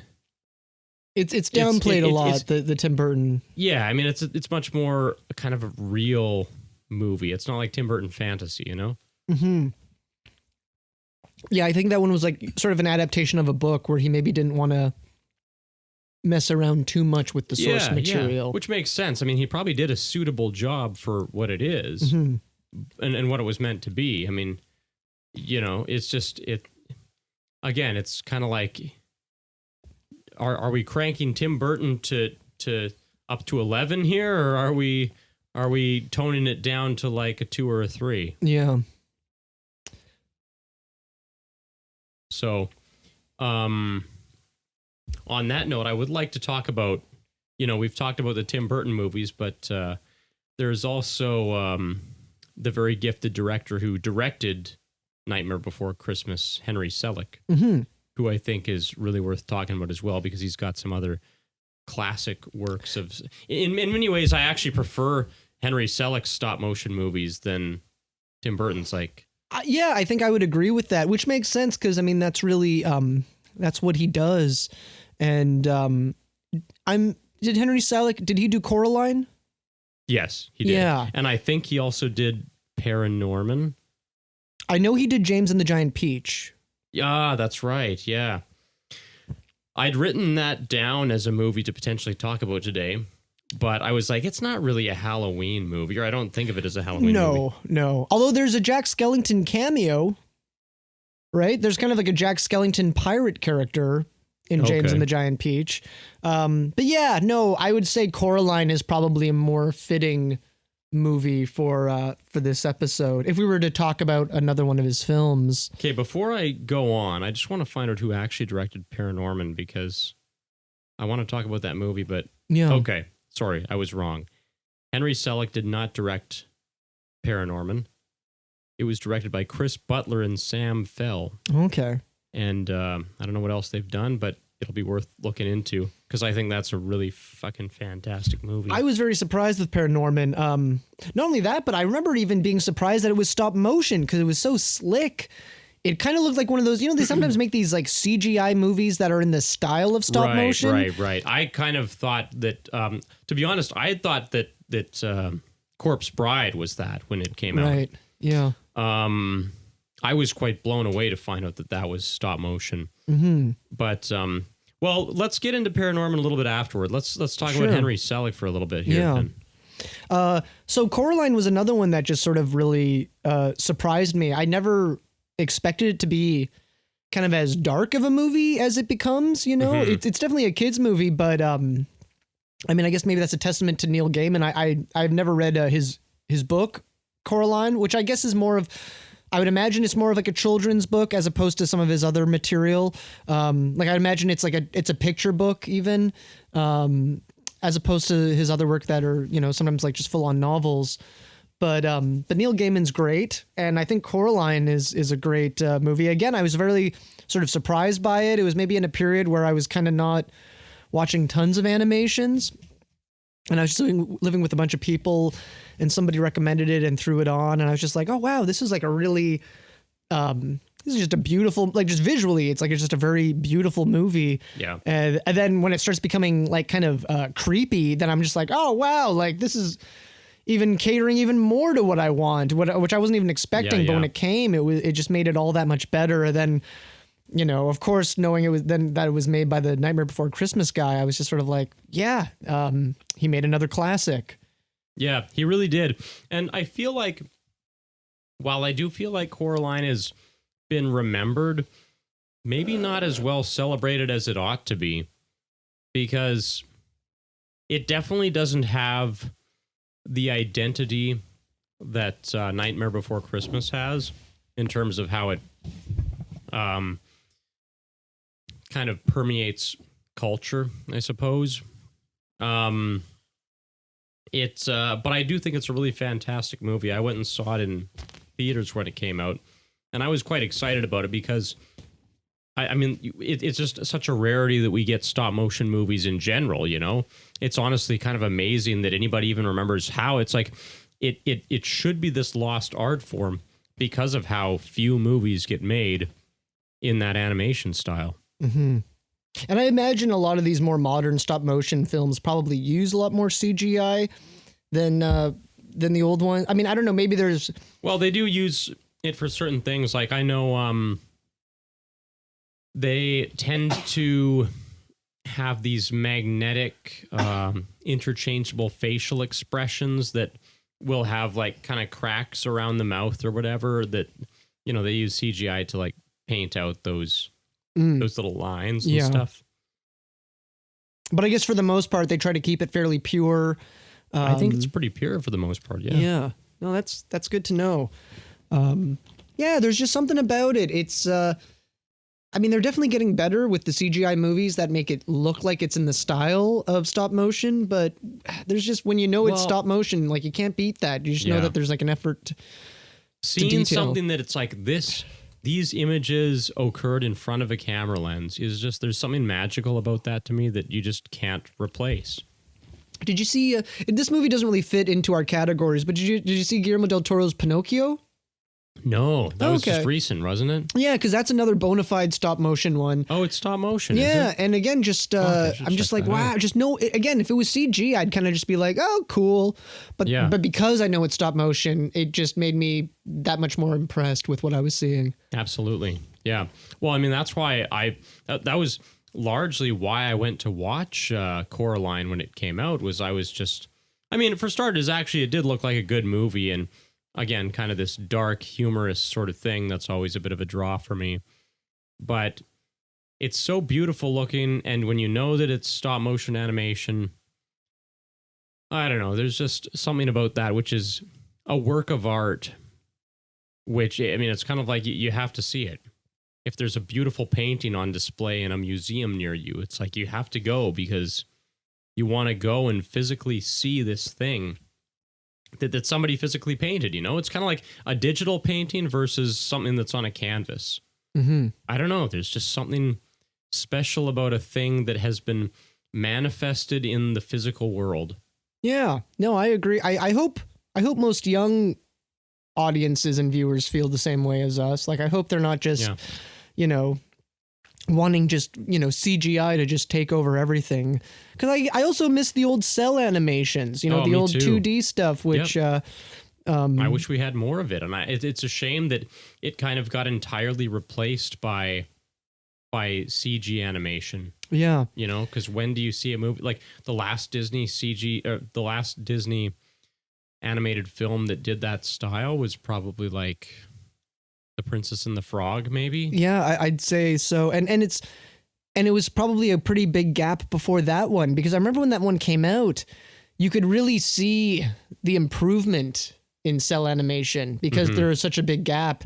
And even though The Princess and the Frog isn't really a movie that fits into our show, the fact that there's a lot of that sort of, I don't know, kind of like sort of Caribbean kind of voodoo elements, like, that's some stuff that I really remembered from that animation. I was just being like, oh, this is great. And I was just like, why can't we have more movies like this? Because it looks so good. You know, it's not even the animation so much. It's just, I think, because of just where we're at now, like you could just sort of see that there was quite a color palette that they were using that maybe you weren't seeing in some of the older ones. And it just, watching it, I was just like, man, it just reminded me how much I miss these types of animations, and showing that they can still be great if you make them today, as long as like the time and effort is put in. They're really good, and there's something you get differently with cell animation than you do with the CGI stuff, which unfortunately I find a little bit soulless. Maybe it's because we just have so much of it. Yeah, I don't know. I don't know that I'd say I find it soulless. It's just, to me, like, it is its own art form, and I don't want to see...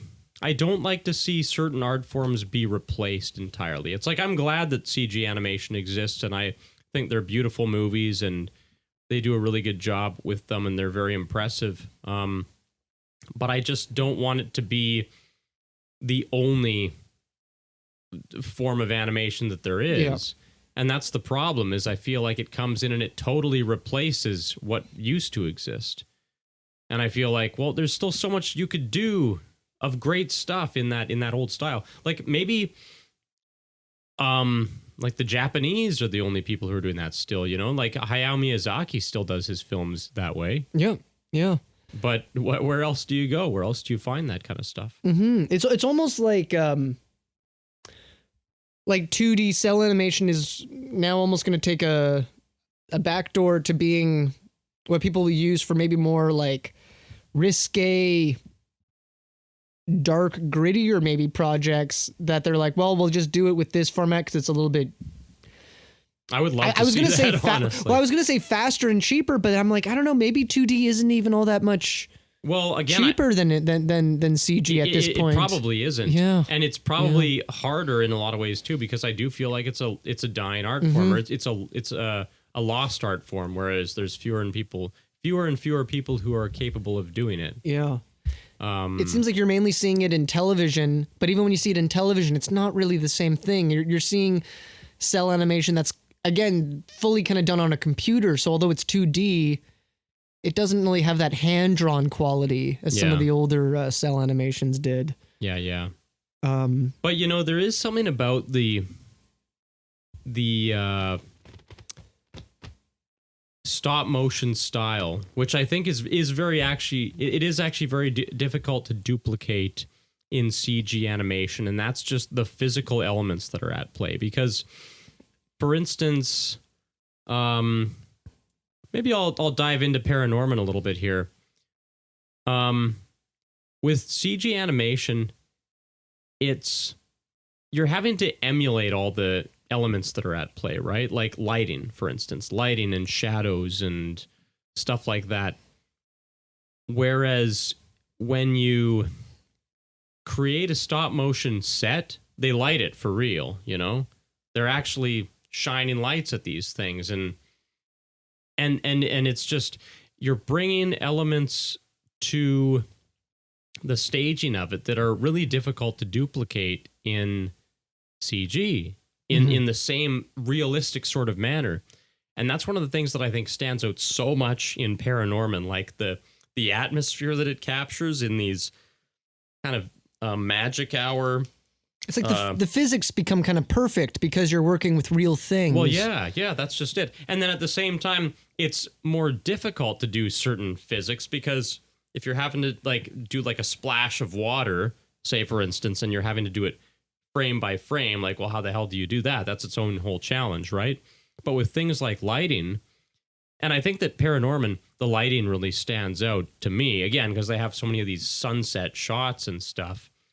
It's like, fuck, to me, that just perfectly captures some some of these moments when you were a kid in autumn, you know, riding your bike home from school as the sun was going down or whatever. Like, I was really not it's so nostalgic. It's funny speaking about nostalgia with Paranorman because it's probably the most recent title on my list of animated movies. Yeah, probably same here. And I really wasn't expecting much. In fact, probably I think when I first heard of the movie coming out, I probably in my head thought like, oh, I'm probably never going to see that one. But then when I did, like, I was really surprised at how much I liked it. And yeah, obviously, I think it was the stop motion animation, which again, I think I assumed it was CGI. So when I saw that it was stop motion, that impressed me. And like, unfortunately, like, it doesn't, maybe it's because I only saw it the one time. It maybe wasn't the most memorable. Like, I have a hard time kind of remembering a lot of things from it. It's like kind of just these little moments that really stuck with me. Like, I think there was one part where the main villain's essentially a witch, from what I remember. And there's a part where she's kind of like in the sky and she creates like this giant kind of like skull face in the sky. And I don't know why. There was like little moments like that just kind of really like felt like kind of real to me, or like kind of hit me like, oh, imagine if I actually like saw that for real in the sky. I don't know why. Like, it was like a long time since a movie had given me that kind of a feeling. But then just the fact that it was in an animation, it was really neat. There's something fun about watching a movie and you just have the feeling of, man, I would have loved this if I was a kid. And not that I didn't love it, but just you're watching something and you're just like, wow, like the inner child in me would have loved this. In other words, there was probably a lot of kids around the age when that movie came out who did love it. And I was almost able to just relate to like, wow, like those kids are going to have this whole new generation of a fun, spooky movie that they're going to grow up with. And and Paranorman did that. Yeah. I felt like I was there with them enjoying that because like I did go see the movie. Did you see it in theaters? No, I watched it like, I think, we just streamed it. Okay. Yeah, I remember seeing it in theaters and being quite excited for it before it came out. And again, largely just because I was very into the style and stuff. And yeah, it was like, I watched that movie knowing full well that I was going to watch it, you know, many times over. And I think you're right. It does do a very good job of tapping into that inner child. And I like to think that there's a lot of kids around that time. Like I was, in my early 20s, I guess, when that came out. And I like to think that there was probably a lot of kids who enjoyed it as much then as I was enjoying it at that age. Because I think, like you said, I think that I would have really loved it if I was kind of any age at that time, a teenager or adolescent or child, whatever. Were there sequels? Because it feels like that movie easily could have had, like, I could easily picture Paranorman 2 or 3, but maybe it was a standalone movie. Yeah, that's all they ever did. I don't know how successful it actually was. Yeah, I really don't know. Yeah, I could see it being one of those kind of sleeper hits that kind of became a success later on DVD or something. But I guess even if it was, it clearly wasn't enough of a hit. Usually if something's a big enough hit, they'll try to make a sequel or two. Yeah. So, but there's something nice about when a movie becomes a standalone that doesn't get touched with a bunch of sort of mediocre sequels. Yeah, totally.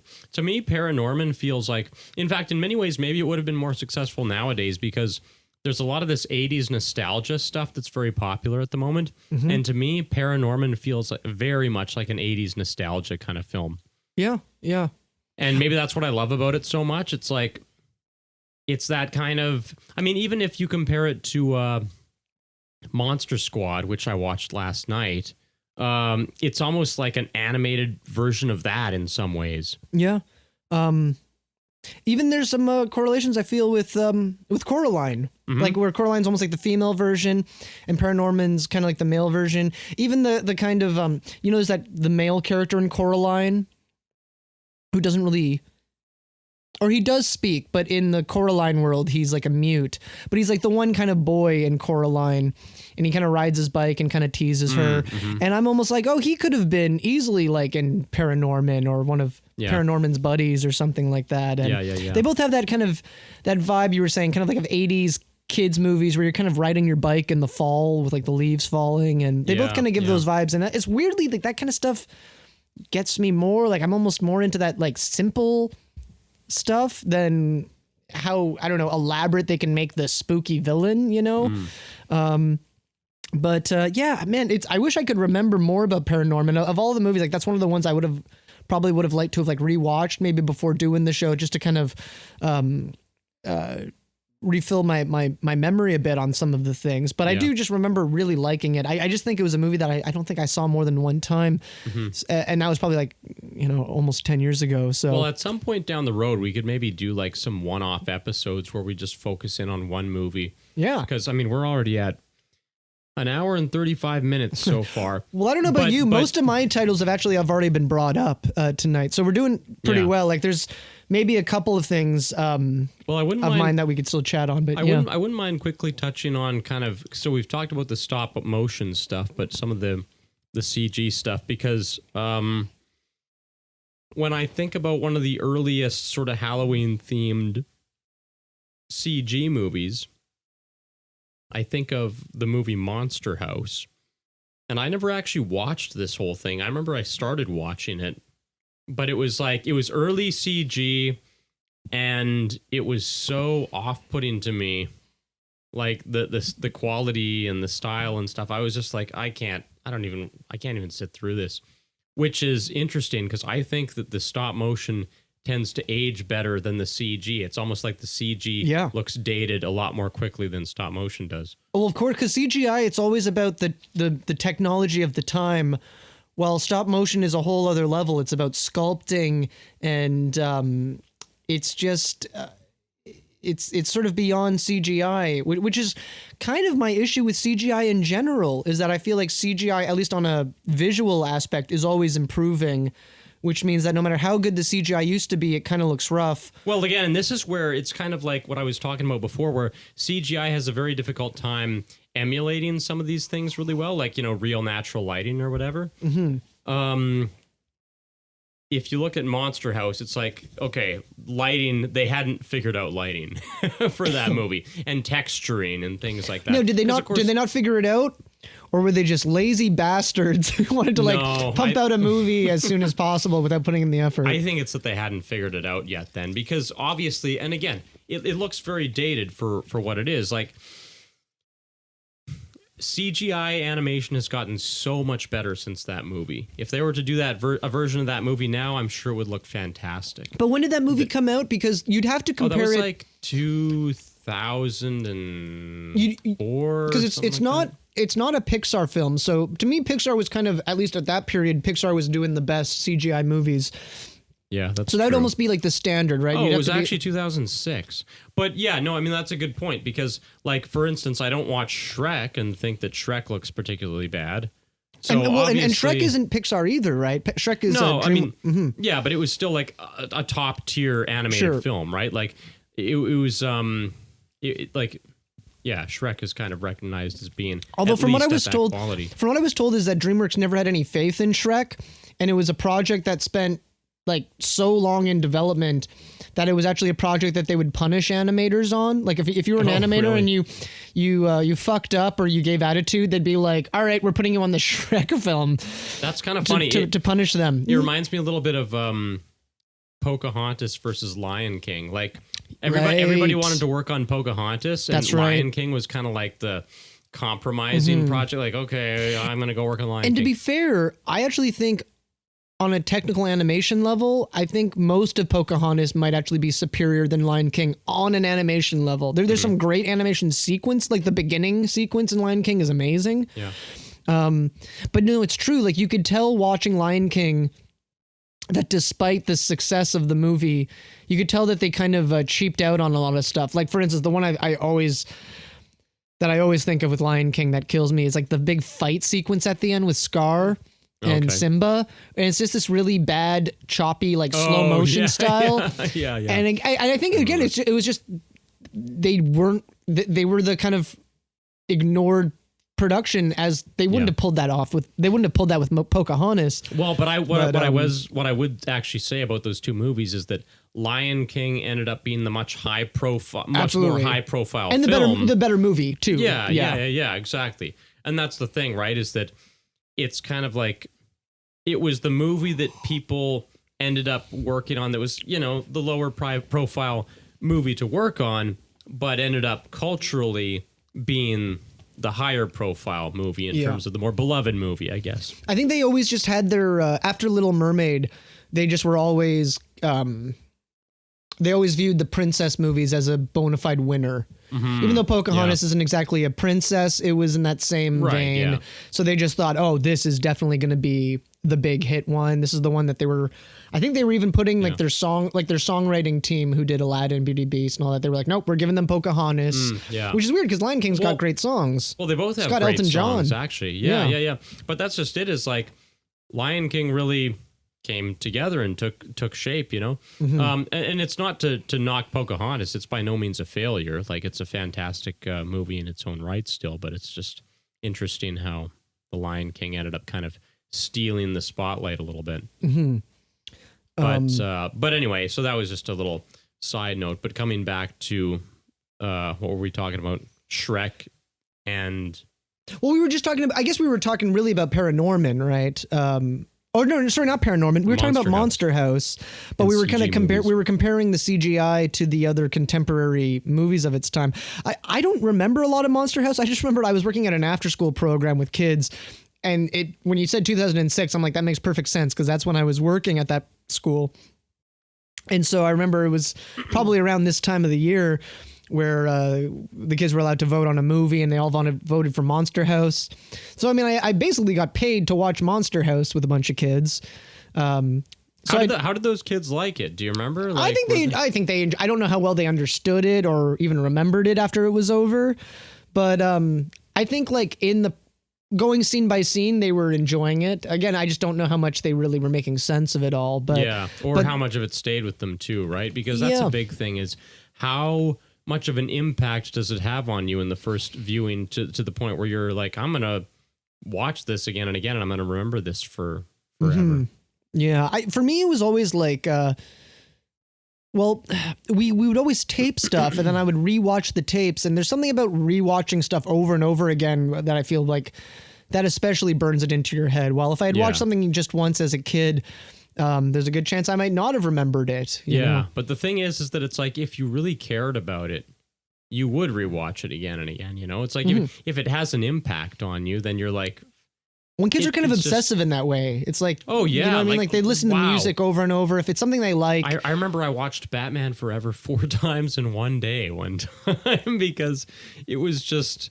You really took that title literally, man. You're just like, yeah, Batman Forever. But that's exactly like what you're saying there is so true. And that like nowadays, when you become an adult, you maybe don't want to watch a movie that you just watched yesterday. You don't want to watch it again tomorrow. But when you're a kid, you're just like, yeah, again, I want to watch it. Like, it's like you're immediately. so in the moment that every time you're rewatching it, you're just reliving it like purely in the moment. It's like it's sad that I can't do that really anymore. But yeah, when you're a kid, it's like it's like the movie's over. Well, what else are you going to do? You could watch something else. You could do something else, or you could just rewind it and do it all over again. And like that's the thing about when you're a kid with certain movies that you love. Like you can just kind of you can just do that in a way to that. Be honest, I've always been a bit of a rewatcher myself. So even today, like I actually probably tend to prefer rewatching movies that I've already seen than watching new movies, interestingly enough, because I find that rarely is the first experience watching something the best experience of it, which I don't know how you feel about that. I agree. No, well, it's the problem where, I mean, sometimes I'll watch something the first time and I'll love it. Yeah. But a lot of times it's like you have to watch the movie, especially if you're watching a movie that you've been kind of told to watch and you're expected good things. you're kind of watching it, but you're also there's a lot of stuff going on. I mean, in my head at least, Yeah, there's it's a lot of stuff to absorb there's a all lot at to once, yeah. and so you can't appreciate it all. And then once the movie's over, you're kind of like, okay, well now I know what that was, and it's almost like the second viewing is almost like the real viewing sometimes, where you're like, Yeah. okay, now that I've seen it, now I'm gonna rewatch it to almost appreciate it now. It's Yeah, like the first yeah, time you're yeah, just yeah. absorbing the experience. You're just taking it in, yeah. Yeah, and then it's like multiple viewings is when you discover, oh, like some of my favorite movies, it took me like 4 or 5 times to realize like this might be in one of my top 10 of all time movies. Yeah, Why right, didn't I I know. see this before? I didn't notice it, but now I do. Yeah, it's very interesting with different movies because sometimes it's like the first viewing is like that is it. Like you have to have the first experience watching it, right? Yeah. Because they'll otherwise the magic is kind of ruined if you know what the big twist is or whatever. But other movies, it's like they get better and better the more you watch them, you know? And those are the movies that I probably cherish the most and that are Yeah. kind of the most beloved to me.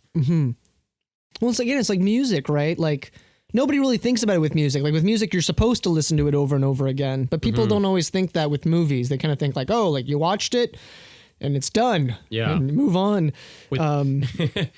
Yeah, with music, it's like if you're not listening to it over and over again, then do you even like the song Exactly. that much? That's the only real testament to whether you like the music is if you just keep re-listening to it. Yeah, yeah. So interesting. Yeah. I was going to ask you how many if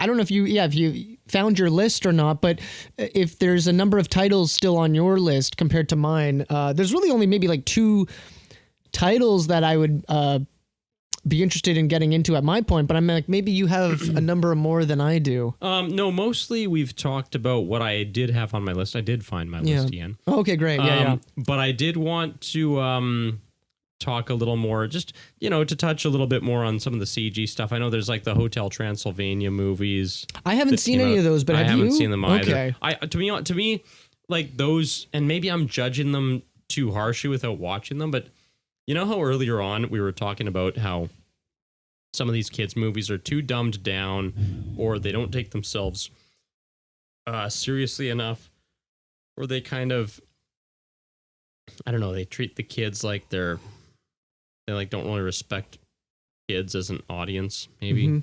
I don't know. To me, the Hotel Transylvania movies seem like they're maybe just too stupid to even bother with. Yeah, it's not. I haven't watched them, so what do I know? It's not even that I'll necessarily find them to be stupid, but they seem like they're not family movies. They are geared at children and Yeah, children right, alone, right. and it's weird because I used to be a big Adam Sandler fan, and so to me, like if you were to tell me this like 20 Well, that years was ago. before when he actually did good movies. I know, that's the thing, right? I mean, at this stage, he already had a family of his own, and it's, you know, when you're starting to make movies for your own kids so they can watch some of the stuff you make. But if I was like, Ironically, though, it's like if you just made it's like if you just made movies for everybody, kind of thing. Maybe your own kids would like those more, you know? you know what? Weirdly, I probably would have been more interested if it was a live action movie where Adam Sandler literally was playing Dracula as opposed to doing the voice. Because again, I don't find that the animation designs to be in those Hotel Transylvania movies. I don't find that the style of animation and the character designs to be all that interesting. Yeah, that's a problem, isn't it? It's like It's a lot of huge the times problem. it's bad design. Yeah. There's just hideous design in some of these Yeah. animated movies, and I'm like, what the fuck were they thinking? Like, these are not appealing to look at. I think they were just sort of like pump them out cheap. Again, it's like if we knew more about kind of what it took to get into doing CGI animation or designs, we would be able to much more easily just see like, oh, they just did this super fast. Yeah. Or maybe just someone made like a quick design and they said like, hey, here's Dracula. And they just thought, good enough, you know, without ever Yeah. trying to even do a secondary. That is what it seems like. It's kind of like, you know how we were talking about how Danny Elfman had like his moment of inspiration, and then, you know, other ones felt like they were more squeezed out or whatever. Mhm. It's like you can probably get that in any art style, really, where, like, say, look at like Beauty and the Beast. Those characters are so appealing to look at, like very appealing designs, very memorable and iconic. It's like a throwback to the old Disney animated features. Yeah, like, but then other stuff, it it's kind of like thoughtless. It's like, here was just the first idea we had off the top of our head. Yeah, choose that one. You know what? It's the characters in Hotel Transylvania look like Transylvania CG characters that would be like in a car insurance commercial. Like, it, you know what I mean? Where they're just like, "Blah, I'm Dracula. Have you gotten car insurance?" Here's our mascot. Yeah, and they're just sort of like, "Oh, okay." In a 15 or 30-second commercial, I guess I accept these CGI characters. But for a feature-length movie, it's especially for an animation. It's like, I would like the writing to be good, but if the writing's not going to be that great because it's a kid's movie, at least make it like aesthetically pleasing. Yeah. Well, and that's half the draw a lot of the times. Like I said, like with Paranorman, Coraline, I was largely drawn to watch those movies just because of the aesthetic. Yeah. And because of the beautiful design, and it's like, I just want to, if the story sucks, if the characters suck, fine. At least I know I'm going to have a good time looking at this movie. But as it turns out, they've also got good music, they've got good design, they've got the good story, they've got interesting characters and all that sort of thing. It's like they turn out to be the full package. Maybe because the artistry that was put into the visual design was also put into every other aspect of the film. Yeah. But with a lot of these movies, they just feel like throwaway trash, kind of. Here's a Halloween themed CG movie. Fuck you. Yeah. The attitude always seems just sort of like pay to sit in the theater and go away. Like it seems like the attitude is like, it's good enough. Yeah. And my response is, well, I don't think it is good enough. But that's just it. But that's their standards. And speaking of amazing animations, have you seen the Great Pumpkin Charlie Brown? No, I'd like to though. Okay. I see. That's I'm saying that jokingly. I mean, it's obviously Charlie Brown's known for not having great animation, but that's actually what I love about the animation. But here's the thing. So that was one of the movies that I wanted to watch before we did this episode, but I just didn't get around to it. But still, what is interesting about Charlie Brown, and I don't really like the look of Charlie Brown, fair enough, but it is memorable in this simplistic sort of way. It's very minimalist. Well, right? It was a comic strip, and so the animation is just trying to be honest to the simplicity of the comic strip. So, I give it that. I'm like, But what's interesting too is like Charlie Brown is this sort of depressed, kind of bland character. Well, Peanuts was really meant for adults. Well, just my point was just going to be, it's almost like the animation style reflects like who the character is in a way, and then it's sort of bland. Well, I always sort of thought maybe, I don't know. I've never looked a lot into Charles Schultz and what his philosophy was with his Peanuts comic, but I thought there was also something to be said about making kind of Charlie Brown bald. It was almost like you were watching this like middle-aged child, right? Who was like hair was thinning out. And I don't know if Charles Schultz himself was bald or if there was any significance to that, but it was kind of like an extra kind of like fuck you to Charlie Brown. Because Charlie Brown's kind of for better or worse, he's kind of like a loser. Like he's incredibly intelligent for a child, but then so are all of the characters. But it's like Charlie Brown just can't cut a break. Like if there's the most iconic image of Charlie Brown is him running to kick a football, and then Lucy, at the last second, grabs the football out of the way so that Charlie Brown just slips on the kick, and it's just kind of this very deprecating kind of humor of just. It's almost like those characters are adults trapped in children's bodies, and maybe that was like the whole point of what he was trying to do with that in a way. Yeah, and in many ways, what's also interesting, what I might just add to this is that as I've grown older, I feel like when you're a kid, you sort of have this impression that adults are like kind of so much more advanced than children. And as I've gotten older, I'm like, no, not really. Like, there's actually sometimes a lot of wisdom that children can have that is almost lost on the adult. Well, at times. There's that, and there's just kind of the experience of realizing that adults don't have it all together the way that you think that they should. Especially they when- struggle with a lot of the same things that you do in childhood. Like, Especially when adults believe or act on things that are incredibly illogical. Like a child just picks up on yeah, or being like emotionally something that impulsive doesn't make or something. Yeah, and a child's just like, that doesn't make any sense. And the child's like, right. It's like the child's just picking up on there's nothing that actually makes sense about. You almost have to be an intellect to fool yourself into something like that. There's a small, this doesn't like ruin anything in The Great Pumpkin, Charlie Brown, but this is a little example how in the animation it kind of further just shows how, you know, just Charlie Brown's just born to lose essentially. And it's just, so he, for Halloween, he goes as a ghost. And I can't remember the reason why, but it's like there's like just he like cuts way too many eye holes in the ghost costume. So he's just got all of the it's like it just looks like Swiss cheese. He's just got all these holes. And then every time they would go trick or treating, and after they'd be like, "Oh, what did you get?" And the kids would be like, "Oh, I got this candy, I got that candy." For some reason, Charlie Brown just keeps getting rocks. Like literally, he's going door to door, and people are just giving him rocks. And then they're just like, "Oh, I got a chocolate bar, I got a Tootsie Roll, I got a rock." And it's like a reoccurring joke. Yeah. And it doesn't really make any sense. Like, why are people giving out rocks and only to Charlie Brown? But I feel like Charlie represents Charles Schultz. I mean, obviously he's even named after him. And it's just, you know, he probably just had this like very like kind of bitter viewpoint of life and adulthood that he was kind of playing on the kids. And so that's probably like, honestly, like some of the best stuff about the Charlie Brown animations and The Great Pumpkin, Charlie Brown is probably more just the writing and the ideas as opposed to the simplistic animation, which again I find very wholesome and quaint. There's something I really like about that style because you just don't see that kind of animation anymore. Yeah. But it's I wouldn't say that they're, you know, again, these were made for television. They were made quickly and on low budgets. But they were really big hits at the time, like especially the Christmas episode. But I'd say the Great Pumpkin, Charlie Brown is probably the second most well-known animation after the Christmas one.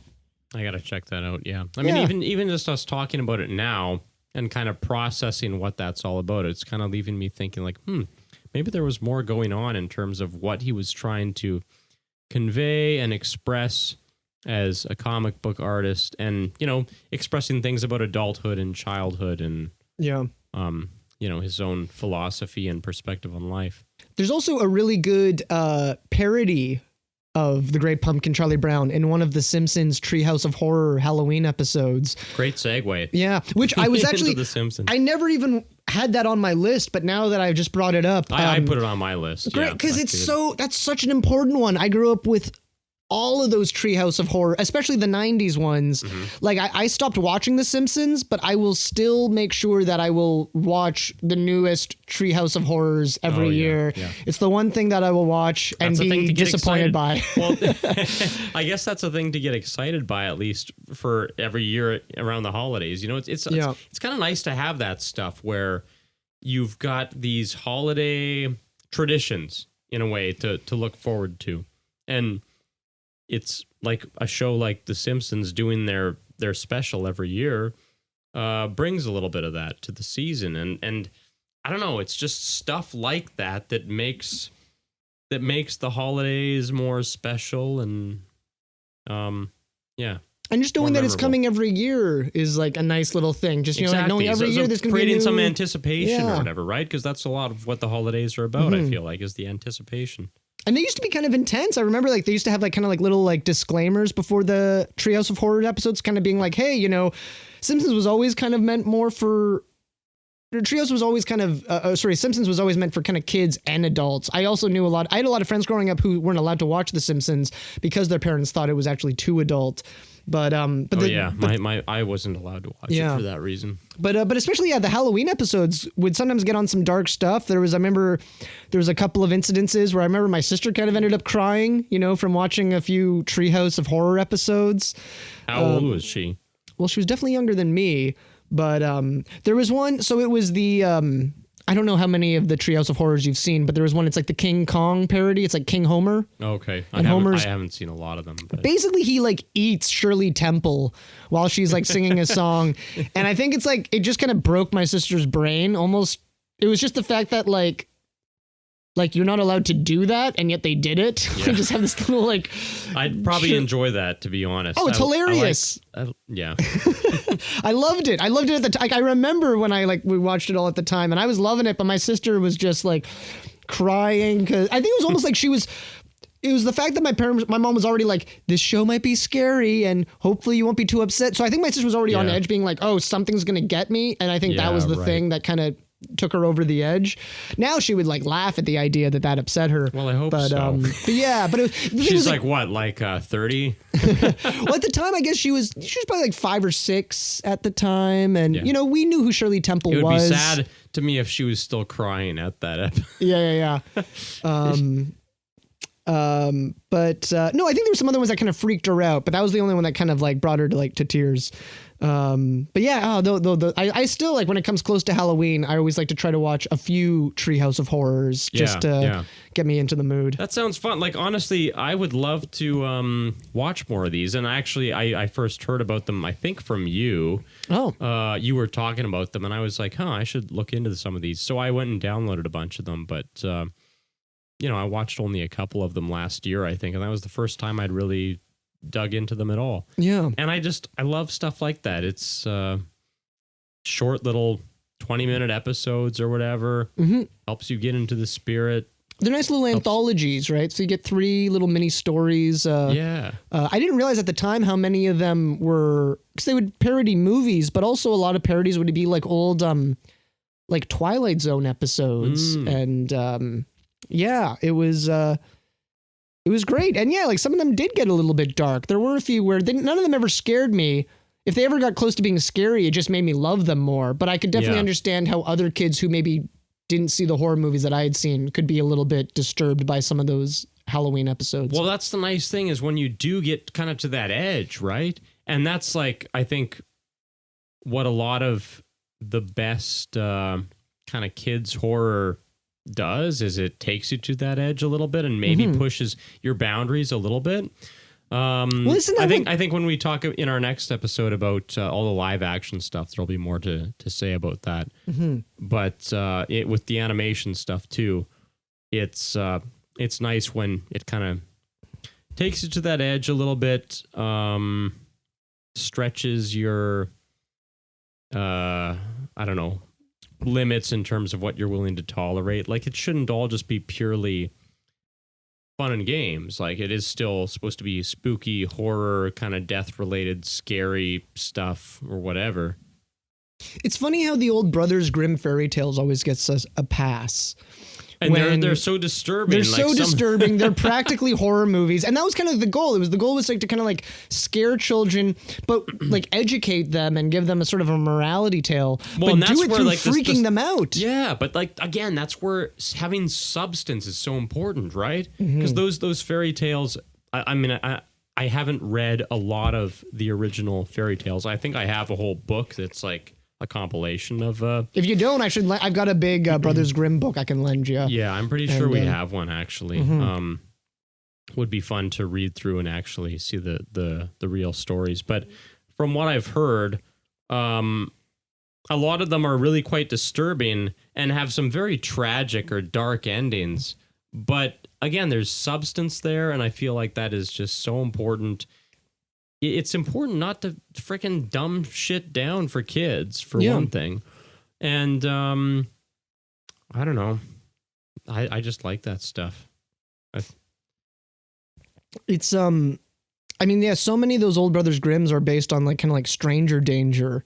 And it's just like, well, here's a really effective way to teach kids not to, chat with strangers. And you might just end up being lured into the candy house and baked in an oven. Well, the thing is, and maybe it was very exaggerated and it scared the kids, but it did its purpose, which it taught the kid not to fuck around, Yeah. And fuck around and find out, right? Yeah. And they're also really random. Like, so many of those stories are actually, when you read a lot of the Brothers Grimm's, like so many of them, you're almost like, oh, this is like a copy of, like, this is essentially just another variation of Cinderella, except it's just much more darker and intense. But there's a lot of times and Cinderella ends up being, burnt at the stake by her wicked grandmother. I don't know. There was like one where It's like like it ends up with the character like being put inside of a barrel naked that's filled with spikes, and like they like Yeah. throw her into like a river, and you're just sort of like, Yeah. whoa. Did you see that meme I shared? It was like when you get a fairy tale ending, but it's the German version. It just shows like Little Red Riding Hood on fire. yeah. It's like such a the opposite of the classic fairy tale ending. You Germans, man, you know how to just Well, that's just it. Maybe there's like inflict the fear into them. Yeah, is Krampus is basically German, isn't it? sounds like it would be. Yeah. Or no, actually, that might be like a Danish thing or a Swedish thing or something. Maybe. Hey. I know Schwarzenegger was Norwegian. brought up with Krampus, and he's Austrian, so that's not okay, too okay. far off. Yeah. But yeah.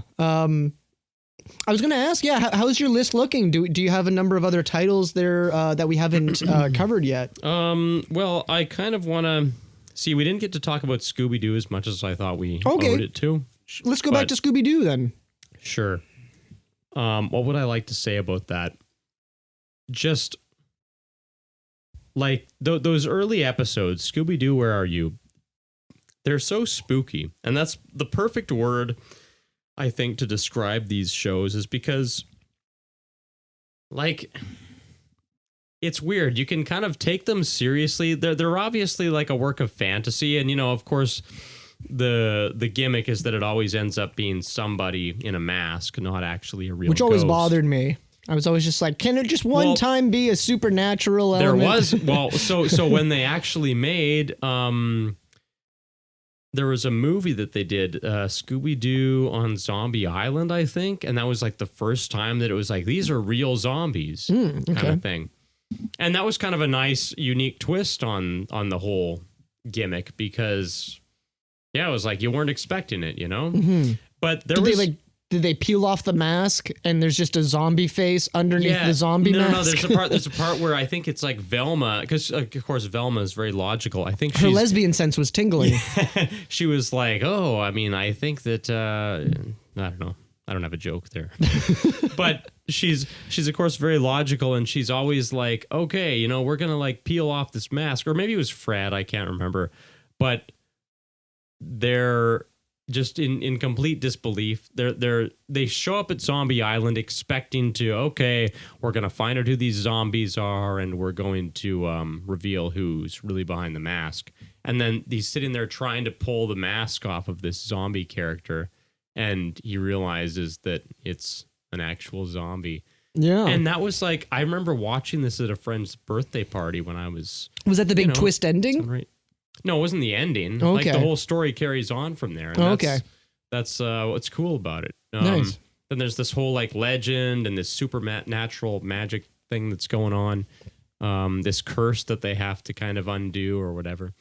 I'm guessing Zombie Island was this was like an 1990s. I think so. Animation. Yeah, as I recall, it was like must have been early to mid 90s, because I remember watching it at a friend's birthday party. We had like a sleepover at his house and watched it, and oh man, great time, great memory. But it was, it would have come out around that time. But even going back to the ones that were like where you're taking a mask off of somebody, it kind of goes back to what we were talking about a little bit in our slasher episode, which is a killer with a mask who you perceive as being inhuman is always a lot scarier than an actual human being who's out to get you, Mm. And I think about some of the classic Scooby-Doo Where Are You episodes where, it's usually a figure without a face. It's like, the Mummy, or What a Night for a Night is one of the names. They always had these funny like nursery rhyme kind of episode titles too. Yeah. I always remember like the classic gag of like there's like a hallway full of doors, and like they kind of like like they run through a door, and like they come out through another door, and like the bad guys are doing the same thing. That funny humor, right? That's still kind of worked in there, but there's still this creepiness, and the creepiness is especially communicated, I think, in that whole atmosphere The Yeah. fog, the music is really fucking spot on. It's funny. As a kid, I never even made the connection that Scooby-Doo was scary. Really? I was always like, I was always like, oh, like, why do I love this show so much? And I was like, oh, like, I love all this spooky stuff. But I never You like, watched the original show, I then, watched did the you? original show, but I never really made the connection that the show is centered around them getting into spooky adventures. I always just kind of okay. thought, oh, for some reason, I'm always lucking out with these spooky episodes of Scooby-Doo. Oh, interesting. Not really realizing that that's the whole premise of the Yeah, show. And I'm like, yeah, well, yeah, that's yeah. Oh, obviously that's why I funny. like it. I just didn't realize it. I thought I was so used to just a gang of characters getting into adventures. Yeah, that's so funny And I took that for that's granted, how you perceived it. yeah, I just took for granted that like there's always a spooky element, which is what kept me coming back to it. Mm-hmm. But I never really realized till later on that I was like, oh, this was the Hanna-Barbera scary show. This was the spooky show of their roster of TV shows. Right. That's funny. That's really interesting to hear, though. Actually, because I was always focused on the dog. I was so focused on Shaggy and Scooby that I was just like, oh, they get scared a lot. And then I'm like, well, right, because they're always in a haunted house or something. Yeah, that's just, I mean, obviously, like, yeah, the whole premise is like every episode, it's like, all right, well, we got another mystery on our hands. And, you know, the mystery is always related to some ghost or some undead. In many creature or ways, whatever. the Scream franchise is the live-action Scooby-Doo series. Mm-hmm. It's not, but just that was kind of my issue. I always felt with the endings of Scream. It was always just that, like, let's just see who you really are. Right, yeah. And But isn't there something that's almost inherently interesting about this concept of revealing who the person is behind the mask, right? It's like, I think of, say, for instance, Darth Vader, obviously, Shredder in the Ninja Turtles. yeah, Even like V for Vendetta, you want to know who's behind that mask, but you don't actually get to see. But and it's especially when you're a kid, it's kind of like such a simple mind fuck to just sort of be like, oh, wait, some things are not what they perceve to be. Right, yeah, and I think yeah, that's one of the main exactly. things that Scooby-Doo was kind of teaching kids was just to sort of be like, hey, I don't know. I mean, I don't know what the intentions were of the show, but maybe they were trying to say like, hey, like, you know, stop worrying about the supernatural elements. There's actually real people out there that are maybe more so likely to harm you or be Yeah, after maybe. you, and to just sort I of wonder if they had some intention with that. Well, it's just weird because it's like they easily could have made the show actually about supernatural elements, but the fact that they always kind of made it more like a mystery. It was more of a Yeah. mystery where a human maybe- culprit was. Maybe they legitimately wanted kids to remain grounded in reality and be like, okay, kids, like ghosts don't actually exist, but you know, sometimes there's the appearance of ghosts or the implication of them. Yeah. Did you ever watch?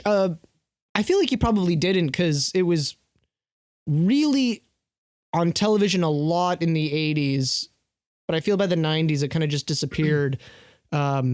But it kind of reminds me a little bit of Scooby-Doo, but in some ways it's even like a better show. It's very underrated because it gets overlooked because of the movie.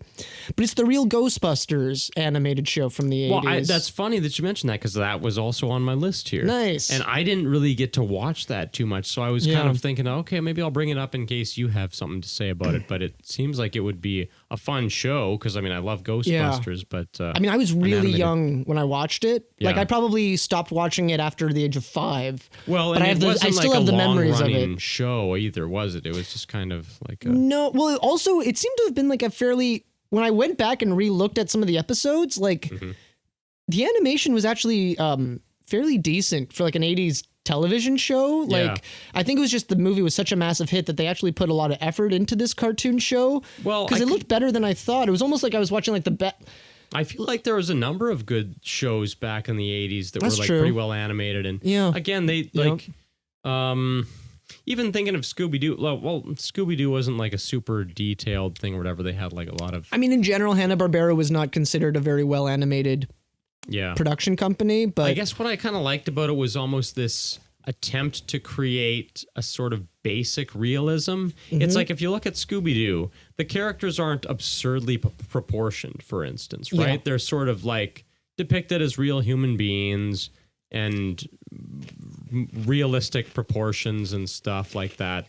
Same with if you watch like Johnny Quest or there was like this what was that show called? Prince Valiant or something like that. or He-Man, even like Yeah, it's yeah. Well, and- He-Man, I mean, yeah, he's proportioned about what my body type is like, so yeah, it's pretty realistic. But yeah, no, there was really something to be said for that. At the time when you're a kid, just having a show where the main characters are all just sort of human characters without any sort of superpowers or, you know, crazy effects to the animation made a big difference. Like, I remembered as a kid, I sort of felt that Scooby-Doo was a little bit more mature or serious simply because I wasn't watching talking animals in the animation. You know, Yeah, it was definitely. actually, There's it something was to be young said adults for that, yeah. in a scenario. Or say human characters with giant heads and giant feet, you know? Like Yeah. Like even the Flintstones, which is another Hanna-Barbera show. It's a Yeah. lot cartoonier than Scooby-Doo would you know have what? been. This is a very interesting insight. It's almost like the more cartoony or unrealistic the depiction visually, the less serious you're going to take it. Yeah. I hadn't really thought about that before, Yeah. but I think that's kind of the way it works psychologically. Yeah. Probably. And I bet the Makes animators sense. and all of those producers, like, they were probably aware of that too. They were Yeah. like, the goofier it's going to be, the goofier the animation should be. Yeah. And or then if we want something more realistic, we're gonna make it a little bit more detailed and real. And just on a subconscious level as kids, you know, you kind of be like, oh, I'm about to watch Transformers now. Ooh, this is a little different, you know. Mhm.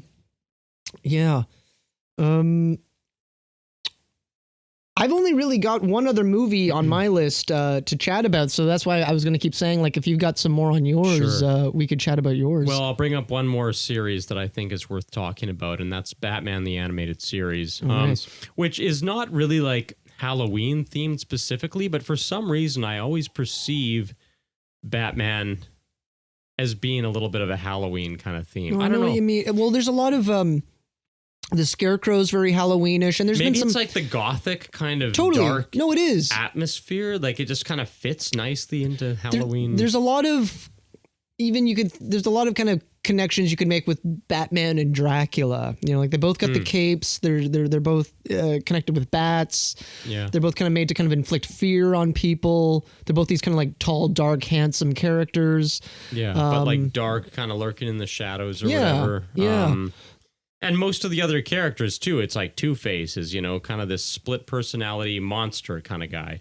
For comic book superheroes, I mean, Joker is yeah. like the clown, you know, the comic clown that freaks everybody Mm-hmm. out. Who's kind of a kid's clown nightmare, you know? Yeah.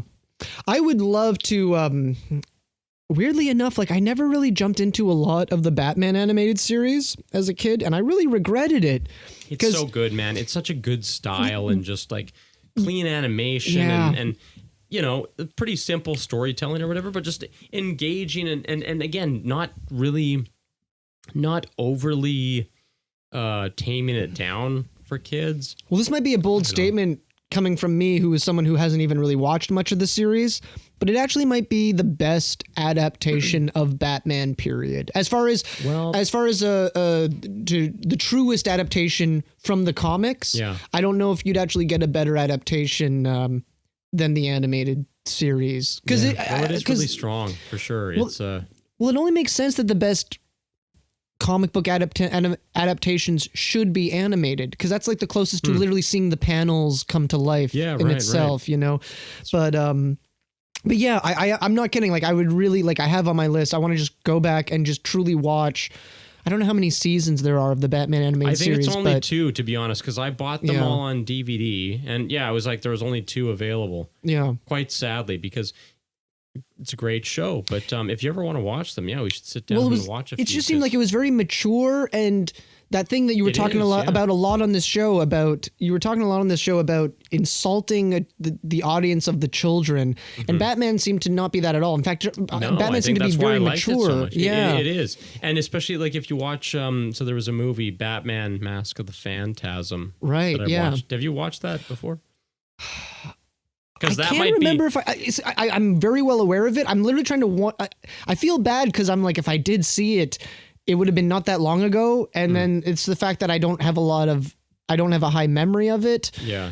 That makes me wonder, did I actually watch it or not? I might have told myself, you know what, watch the series first, then do Phantom Menace, but Phantom not Phantom Menace, Mask of the Phantom, but there is a chance that I might have actually have seen the Phantom Menace already.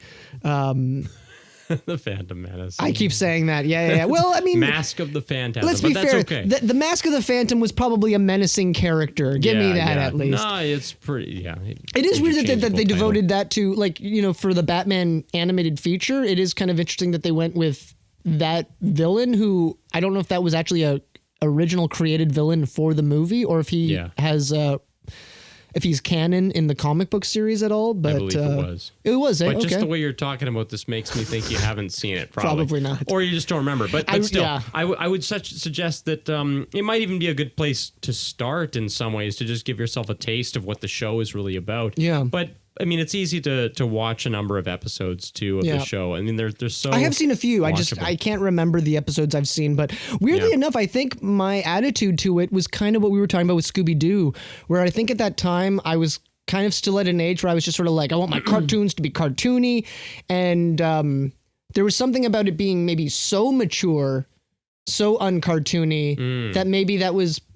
Maybe as a kid, I was just sort of like, I got to really concentrate with this show. I got to really pay attention to the dialogue because sometimes you're going to watch a scene where it's just a few adults in a room talking and it's just, plot driven scenarios that, normally I'm like, when is the guy whack the guy with the sledgehammer, Well, yeah, that's the cool thing about it is it does take itself seriously and it doesn't, pretend, it doesn't act like it's catering itself to kids.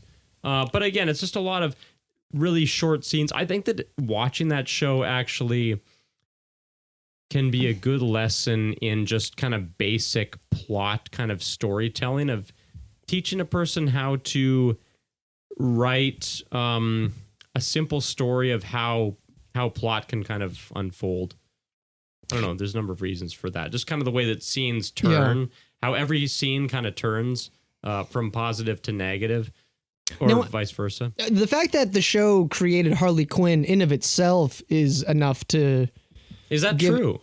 So Harley Quinn was invented from that show. She never appeared before that. So that's probably the greatest legacy that show had. And that's a pretty massive legacy. Well, this is why I was going to ask you. I wasn't sure because you were talking about the storytelling elements, and I'm kind of... I guess I originally assumed that maybe they were just adapting some of the best comic book storylines into animated episodes. But then when I hear things about Harley Quinn being invented, I'm almost like maybe they weren't adapting almost anything from the comics, maybe very basic elements, but maybe they were completely writing completely new original stories that you hadn't seen in any of the Batman comics. Yeah, I'm not too sure. But that was my original thought was I was just like, they're probably just redoing some of the best ofs of the comic series, which maybe to a degree they might have retooled some things, but it sounds like they were also inventing a lot of stuff for the show.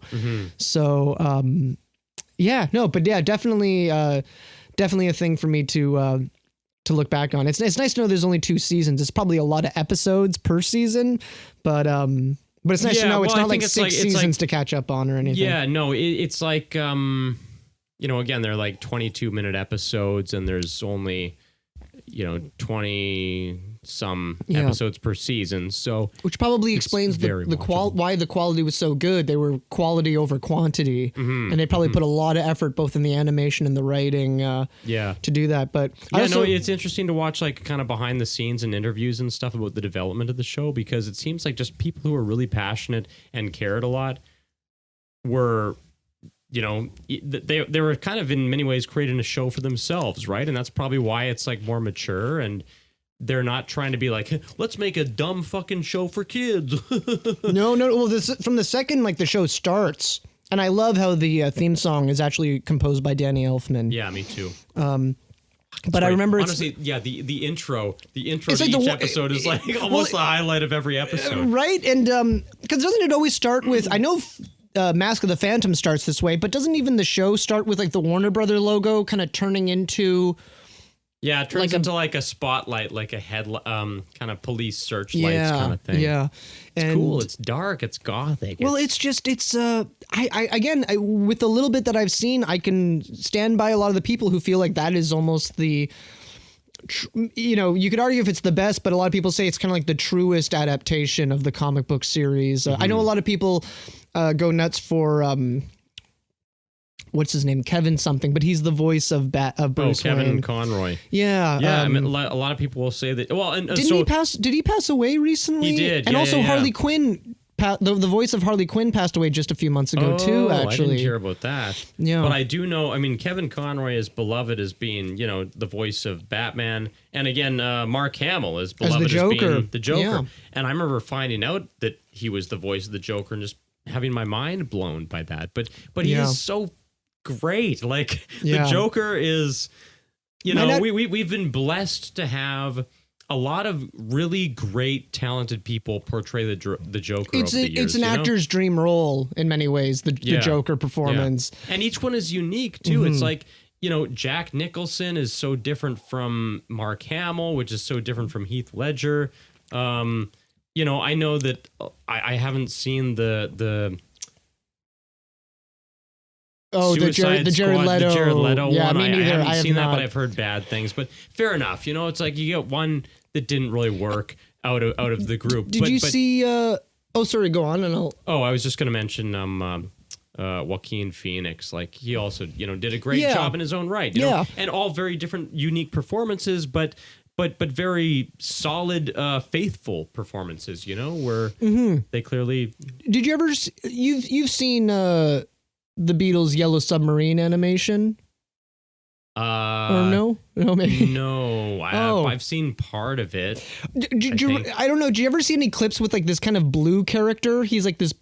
That sounds familiar. Yeah, his body's like a big blue ball. He's called the Blue Meanie, I'm pretty sure. Yeah, that sounds very familiar.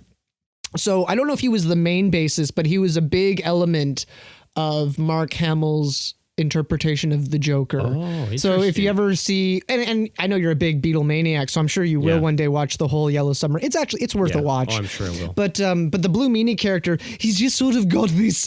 It's kind of British, but it's kind of crazy, and it's somebody it was a Q&A where they asked Mark Hamill. They're like, "Is there any?" Have you ever seen the Yellow Submarine? Is there? And Mark Hamill's just sort of like, you got me. I'm totally doing Blue Meanie from Yellow Submarine. Yeah. So that's hilarious. Yeah, there's a little trivia bit there with that kind of voice. That's neat. Yeah, it's interesting to hear because it's such a good joke. In some ways, actually, again, it's maybe going back to saying how the animated series might be the best adaptation. As much as I love a lot of the other adaptations, obviously, people go crazy for the Heath Ledger one. Mark Hamill's adaptation of the Joker again might be like the truest the truest performance of the Joker as far as what the Joker is in the comics. Maybe that's partially because it's like you get the animation, kind of which is like an impossible thing for a human to do, right? You get the animated Joker combined with this guy who's bringing his voice, and I always found that character to be just hysterically funny. Yeah. Again, in like a dark way. Like I think that I have this inherent dark sense of humor that was just like there at birth or something, but I find it just I find him just hysterically funny and at the same time like very dark and twisted and stuff. Yeah. But that's just what makes him so great in the animated series and in those movies that were based off the animated series. And to bring this full circle, are you aware that Mark Hamill not only does the Joker, but I'm almost positive that in his career, Mark Hamill has been the voice of Scooby-Doo. What? Well, I know that Mark Hamill can do the Scooby-Doo voice, which leads me to believe that he must have actually played Scooby-Doo in a few adaptations. Maybe not like the movies, but I think if there was a 90s Scooby-Doo animation, there's a good chance that Mark Hamill was doing the Scooby-Doo voice. Again, that's just the range of Mark Hamill, but super talented guy. Yeah, as a professional voice artist, the fact that he can do Scooby-Doo perfectly, I would imagine he's been hired to do it professionally. Let's bring him on the show. Let's bring Mark Hamill on. Actually, I've got him. He's texting me right now. Actually, hold on. Perfect. Oh, yeah. No, he's a bit busy at the moment, but he'll Well, Tomorrow we can get him. It's maybe in a couple years. It is a little bit late. It's yeah, but Well, I don't know. On that note, I mean, we've done 2 hours 23 minutes so far. Well, I've got one more title I'd like to bring up, if you want to. Yes. We kind of. I think I might have brought up the title very briefly, but I feel like we can't do this episode without talking about this. Although I think I've heard you say that you're not that crazy about this movie. Okay. So I don't know if you'll have a whole lot I'm sure you'll have a lot to say. What the hell is it going to be? So it's kind of going back to the Disney stuff. I think I know what it is. But I kind of briefly was talking about this when I was going through like the Disney Halloween me take a guess animations. before you mention it. I'm sure you'll get it. Yeah. Ichabod and Mr. Toad. Yeah, I mean, let's nix the Mr. Toad's wild ride and we'll focus on Ichabod. Okay. But yeah, like to me, like again, this goes back to all of those really early introductory Disney animations, and Ichabod, the Adventures of Ichabod Crane might actually be the most Halloweenish of them all, as opposed from the Trick or Treat short that I talked about.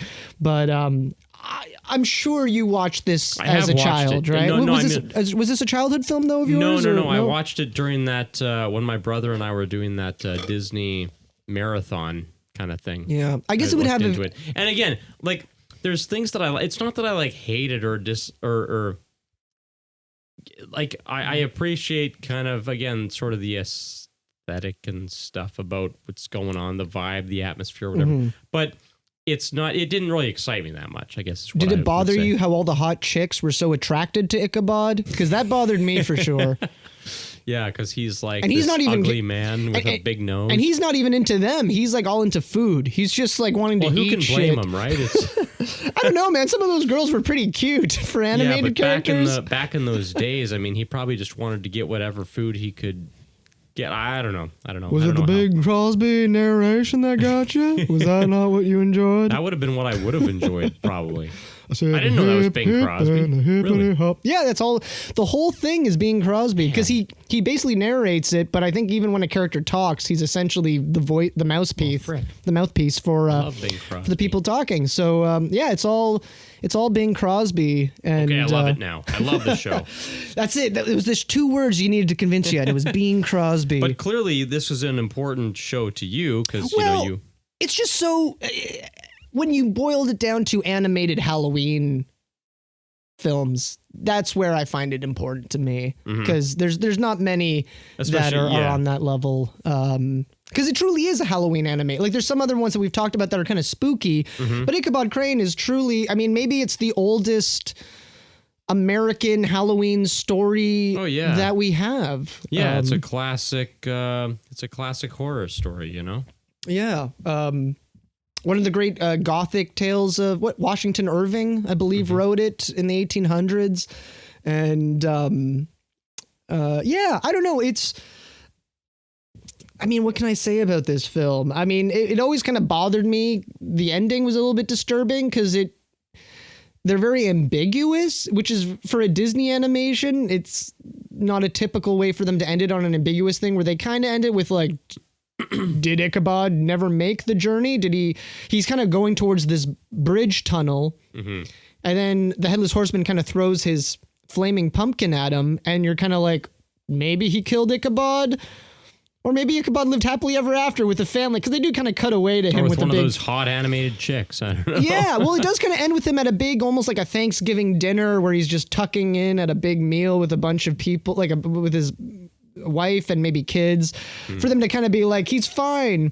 But it was that weird thing where they were like, you could tell that they were kind of showing you a what if scenario because they didn't want to completely traumatize children with the idea of like, oh, you just follow this character the whole time until he dies.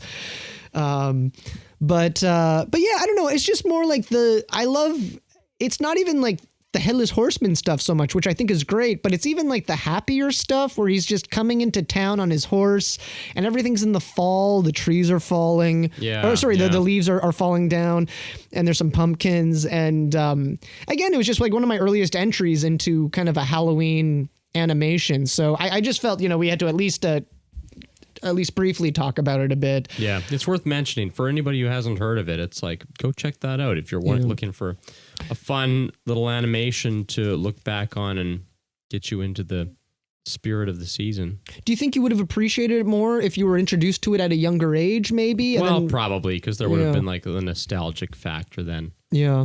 But I mean, you know what's interesting is it's like, how much would I love that Rudolph Rankin Bass stop motion animation now if I hadn't grown up with it? It's like, well, that's exactly why I'd want to watch it every year. That's why I have a hard time with those, because I kind of knew of them, but I didn't really grow up with them. Like even when I was a kid, I would just change the channel. Yeah, interesting. So this is, I mean, that's probably a good indication of how I would be if I had grown up with them. Likewise with Ichabod, it's like, I didn't grow up with it, so it's not so special to me. Right. Yeah. But no, there's a lot to be said for.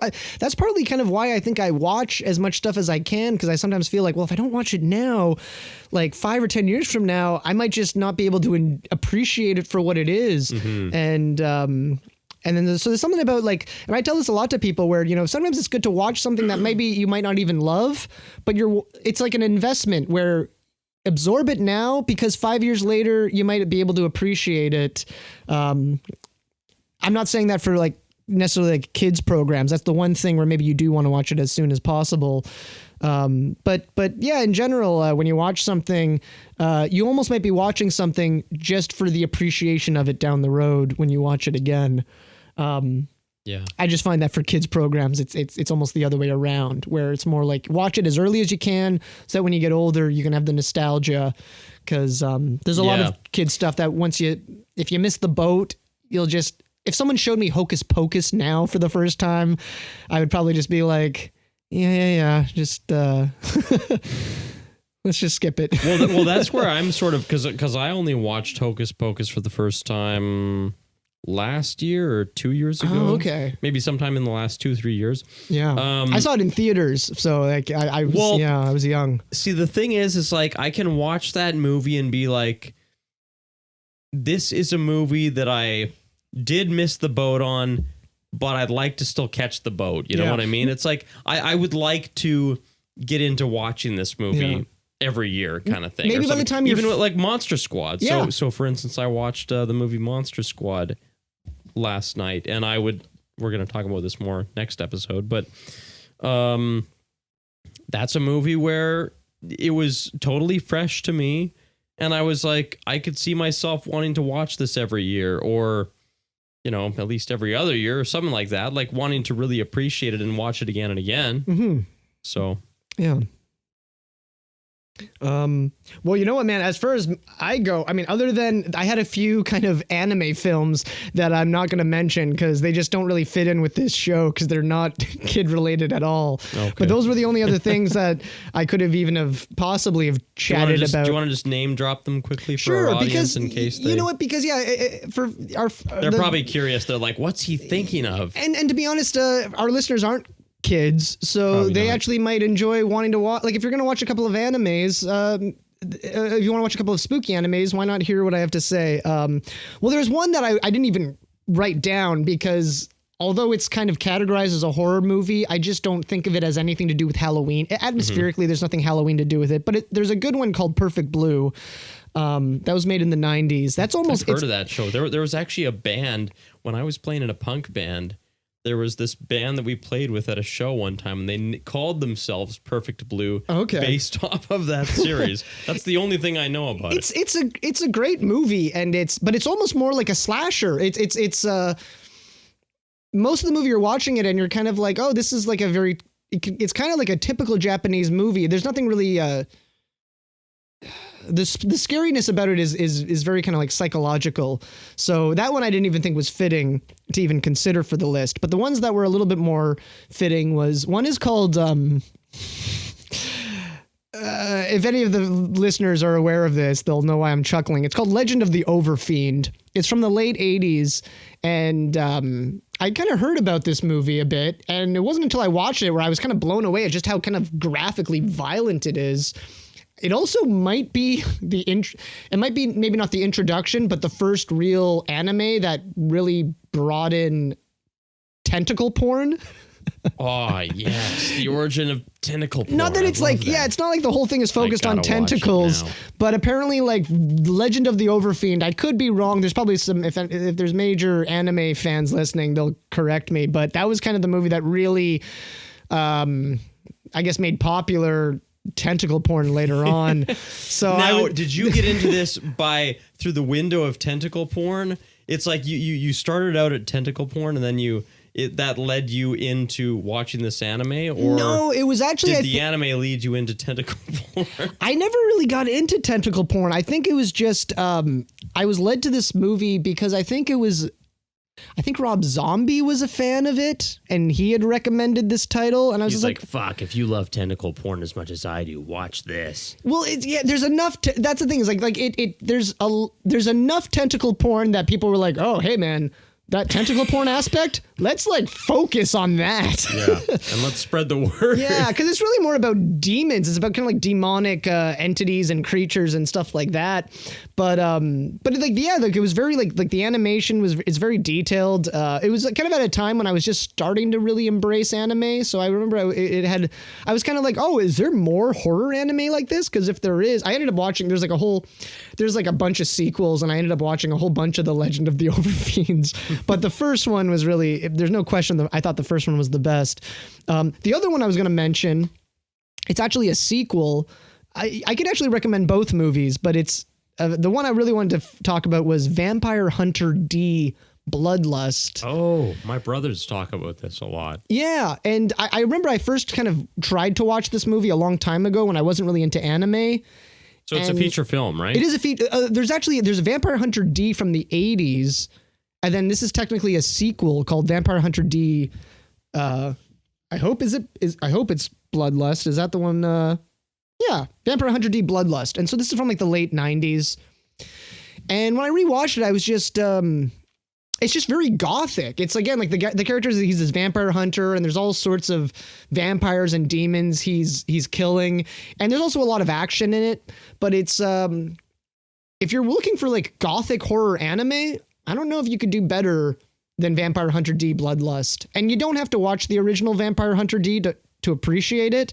But if you're a completist, maybe you might want to watch the 80s one first, because that's also a good movie.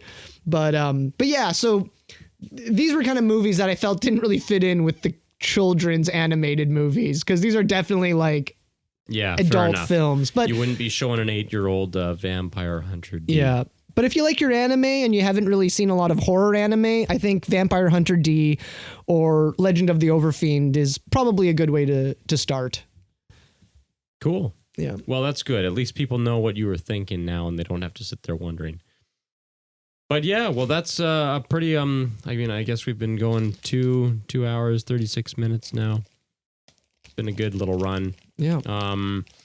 That's probably about enough. We can wrap it up here. Yeah. It's been fun talking about all these animated movies and shows and stuff. It's been bringing back some memories for me. We hope you all have enjoyed this little journey as much as we have, and hopefully learned about some new things. Maybe you've been inspired to go check out some stuff you haven't explored yet. I feel like a part of this show is spreading cultural awareness, you know? Yeah, well, it's old timers. You know, we've seen all these movies, and yeah, gotta let the newer generations be aware of what's out there. Yeah, it's like, how many of these kids grow up with Scooby-Doo? Where are you? I don't know. Well, we were talking about how it's so neat how many of these things are available on YouTube, and so the thing, when we grew up, we didn't have YouTube, and so it was a lot harder to kind of discover things. You'd have to just kind of take a chance on things. But now, because there's so much stuff that's available, the only thing that's missing is just to know what you're looking for, right? So hopefully with this podcast, we're throwing you some titles that you can, discover these things that are really just waiting to be found. Yeah, I really wonder if kids of today would know of Batman the Animated Series. And I think with Batman, Batman's so popular, I would like to hope that. Well, you would hope so, but it's it's not on TV anymore, these days. So, but again, people consume things differently these days too. It's like, consume it through the typical cable.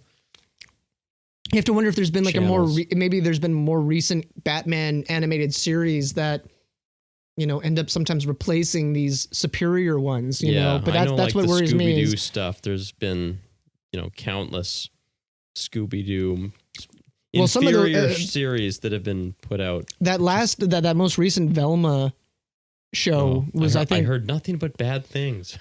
like it almost didn't matter what political side you leaned on. It was almost something it should brought be everybody fucking political it brought in the first place. No, Scooby-Doo. It's not politics. it's today. somehow managed to offend everybody because it was like I was like, oh, maybe the Velma show will be including the kids. It'll create world peace. It's like the one thing that everybody can come and hold hands and agree on is how horrible Velma is. It's like Israel and Palestine right now are like, hey, you guys hated Velma too?